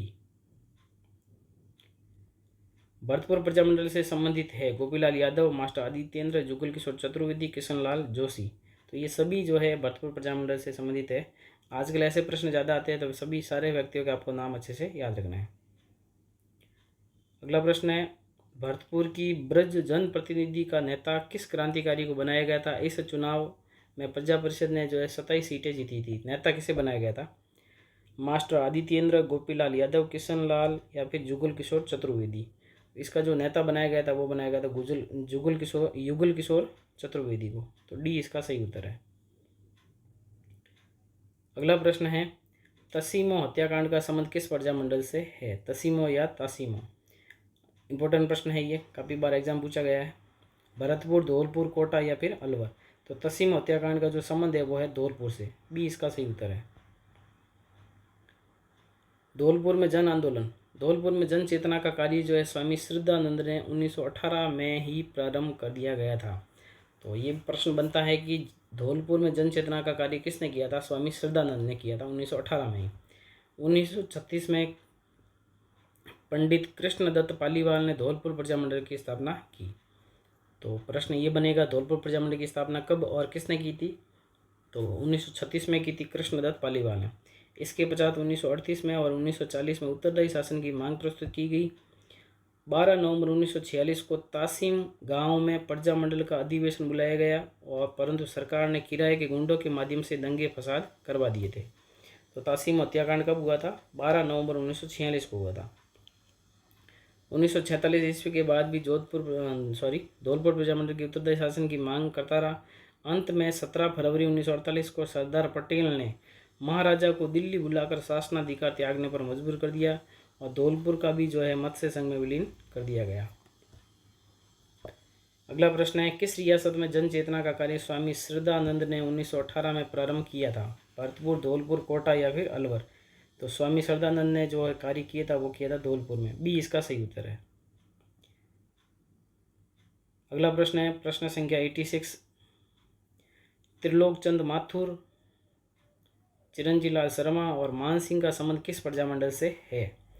Bharatpur, Jhalawar, Marwar या करौली। तो इन तीनों का जो संबंध है वो है करौली से। डी इसका सही उत्तर है। करौली में जन आंदोलन, करौली में प्रजामंडल की स्थापना 1938 में हुई। इसके प्रमुख नेता थे त्रिलोकचंद माथुर, चिरंजीलाल शर्मा और मान सिंह आदि थे। अन्य राज्यों की भांति करौली में भी आंदोलन समाप्त करने के प्रयास किए गए। नवंबर 1946 में करौली के पड़ोसी राज्य के कार्यकर्ताओं को एक सम्मेलन बुलाया गया जिसमें करौली में उत्तरदायी शासन की मांग की गई। जुलाई 1947 में महाराज ने 11 सदस्यों की एक समिति संवैधानिक सुधार के विषय में सुझाव देने के लिए नियुक्त की। प्रजामंडल ने मांग की कि इसमें कुछ जनप्रतिनिधि भी होने चाहिए, परंतु महाराज ने ये मांग अस्वीकार कर दी। कुछ समय बाद करौली का भी जो है मत्स्य संघ में विलीनीकरण हो गया था। अगला प्रश्न है, डूंगरपुर प्रजामंडल से संबंधित है भीखाभाई भील, हरिदेव जोशी, गौरीशंकर आचार्य, शिवलाल कोटड़िया। तो डूंगरपुर प्रजामंडल से संबंधित है ये सारे के सारे हैं। तो इसका सही उत्तर है ऑप्शन नंबर बी। ये नाम अच्छे से याद रखना आपको, है ना, बार बार पढ़ोगे तो याद ही हो जाएगा। अन्य राज्यों में जन आंदोलन, राजस्थान में अनेक राज्य ऐसे थे जहाँ राजनीतिक चेतना का विकास 20वीं सदी के दूसरे या तीसरे दशक में हुआ। उनमें थे बांसवाड़ा, डूंगरपुर, प्रतापगढ़, सिरोही, शाहपुरा, टोंक और कुशलगढ़। झालावाड़ राज्य ऐसा था जहाँ राजा स्वयं जो था प्रगतिवादी थे और उन्होंने अनेक कदम ऐसे उठाए जिससे जन चेतना में वृद्धि हुई। बांसवाड़ा में भूपेंद्र नाथ त्रिवेदी, ये नाम याद रखना है। बांसवाड़ा में कौन थे? भूपेंद्र नाथ त्रिवेदी थे। डूंगरपुर में भोगीलाल पंड्या, हरिदेव जोशी, गौरीशंकर आचार्य, शिवलाल कोटड़िया, भीखाभाई भील, ये सारे डूंगरपुर प्रजामंडल से संबंधित थे। प्रतापगढ़ में थे अमृतलाल पायक और चुन्नीलाल प्रभाकर, दो नाम याद रखना, प्रतापगढ़ में अमृत और चुन्नीलाल। सिरोही में गोकुल भाई भट्ट आदि ने जन चेतना लाने में अथक प्रयास किए और प्रजामंडलों की इन्होंने स्थापना की। डूंगरपुर के भोगीलाल पंड्या ने भीलों, चमारों और अन्य पिछड़ी जातियों में शिक्षा द्वारा जन जागृति का प्रयास भी किया था। सेवा संघ के माध्यम से सामाजिक कुरीतियाँ और अंधविश्वासों को दूर किया था इन्होंने। उन्हीं के प्रयासों से 1945 में डूंगरपुर प्रजामंडल की स्थापना हुई थी। किसके प्रयासों से? भोगीलाल पंड्या के प्रयासों से। बांसवाड़ा में भील बाउली इलाके में भूपेंद्र नाथ त्रिवेदी, किसने? भूपेंद्र नाथ त्रिवेदी ने बांसवाड़ा में जन जागृति पैदा की। स्वतंत्रता प्राप्ति के बाद सभी राज्यों का वृद्ध राजस्थान में विलय हो गया। प्रजामंडलों का मूल्यांकन। राजस्थान में प्रजामंडलों या लोक परिषदों का जन जागृति लाने में महत्वपूर्ण योगदान रहा। उन्होंने अपनी राजनीतिक और सामाजिक समस्याओं के प्रति जनता में चेतना उत्पन्न की। प्रारंभिक अवस्था में यद्यपि इतनी सफलता नहीं मिली, फिर भी कार्यकर्ताओं और नेताओं के प्रयास कम नहीं हुए। राजाओं ने पहले तो प्रजामंडलों को गैर कानूनी बताया और नेताओं को जेल में डाल दिया। इससे जनता में और जागृति पैदा हुई। 1921 में राजाओं और नवाबों का केंद्रीय स्तर पर नरेंद्र मंडल बनाया गया। इस संस्था के सुझाव पर राजाओं ने प्रजामंडलों और लोक परिषदों की स्थापना होने दी। प्रजामंडलों ने कांग्रेस के कार्यक्रमों में भी कार्यक्रमों को भी अपनाया और आंदोलनों में भाग लिया। इसमें 1942 का भारत छोड़ो आंदोलन सबसे प्रमुख था। इससे सारा देश एकता के सूत्र में बंध गया। राजाओं को भी आभास हो गया कि अब लोकतंत्र का युग आ रहा है और राजतंत्र व निरंकुशता के दिन चले गए हैं। यही कारण है कि सरदार पटेल के प्रयासों से सभी राजाओं ने अपने राज्यों का भारत संघ में विलीनीकरण स्वीकार कर लिया। प्रजामंडलों ने भी सामाजिक कुरीतियों की और जनता का ध्यान आकर्षित किया। इस महान सामाजिक और राजनीतिक परिवर्तन लाने का श्रेय जो है प्रजामंडलों को ही जाता है। अगला प्रश्न है, किस प्रजामंडल के संस्थापक अमृतलाल पायक और चुन्नीलाल प्रभाकर थे? अमृतलाल पायक और चुन्नीलाल प्रभाकर। डूंगरपुर, सिरोही, झालावाड़ या फिर प्रतापगढ़? तो इन दोनों का जो संबंध है वो है प्रतापगढ़ से। डी इसका सही उत्तर है। किस रियासत में सेवा संघ के माध्यम से भोगीलाल पंड्या ने जन जागृति लाने का कार्य किया था? डूंगरपुर, झालावाड़, प्रतापगढ़ या भरतपुर?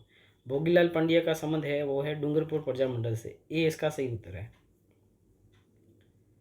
अगला प्रश्न है प्रश्न संख्या 90।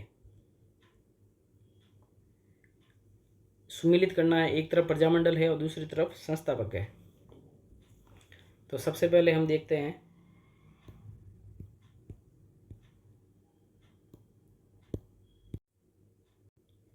बांसवाड़ा। बांसवाड़ा के जो संस्थापक थे वो थे अपने भूपेंद्र नाथ त्रिवेदी। तो ए का जो सही मिलान है वो है ऑप्शन नंबर 4 से। डूंगरपुर के जो थे वो थे भोगीलाल पांड्या। तो इसका सही उत्तर है 3 नंबर। इसका 4 नंबर, इसका 3 नंबर। प्रतापगढ़ के थे अमृतलाल पायक। प्रतापगढ़ के अमृतलाल पायक मतलब 2 नंबर। और करौली के थे त्रिलोक चंद माथुर। इसका हो जाएगा 1 नंबर। तो सही उत्तर है 4, 3, 2, 1। तो बी इसका सही उत्तर है। अगला प्रश्न है 91। नरेंद्र मंडल की स्थापना कब की गई थी? 1922, 1921, 1930 या 1920? तो नरेंद्र मंडल की जो स्थापना की गई थी वो की गई थी 1921 में। बी इसका सही उत्तर है। अगला प्रश्न है वापस सुमिलित करना है प्रजामंडल और संस्थापक। सबसे पहले है धौलपुर। धौलपुर के जो संस्थापक थे वो थे कृष्णदत्त पालीवाल। तो ऑप्शन नंबर ए जो है इसका धौलपुर का हो जाएगा कृष्णदत्त पालीवाल। भरतपुर के जो थे वो थे गोपीलाल यादव। इसका हो जाएगा 2 नंबर।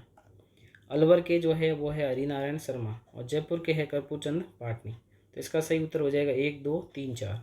ए ऑप्शन इसका सही उत्तर है। स्थापना की दृष्टि से प्रजामंडलों को व्यवस्थित कीजिए। सबसे पहले स्थापना किसकी हुई थी, उसके बाद में किसकी और उसके बाद में किसकी हुई थी, उस हिसाब से आपको इसको व्यवस्थित करना है। बूंदी, हाड़ौती, बीकानेर और कोटा। तो सबसे पहले इसमें चारों में सबसे पहले बूंदी की हुई थी, 1 नंबर ये आएगा। उसके बाद में हाड़ौती की हुई थी, उसके बाद में बीकानेर की हुई थी और उसके बाद में कोटा की हुई थी। तो इसका सही उत्तर हो जाएगा 1, 2, 3, 4। सी इसका सही उत्तर है।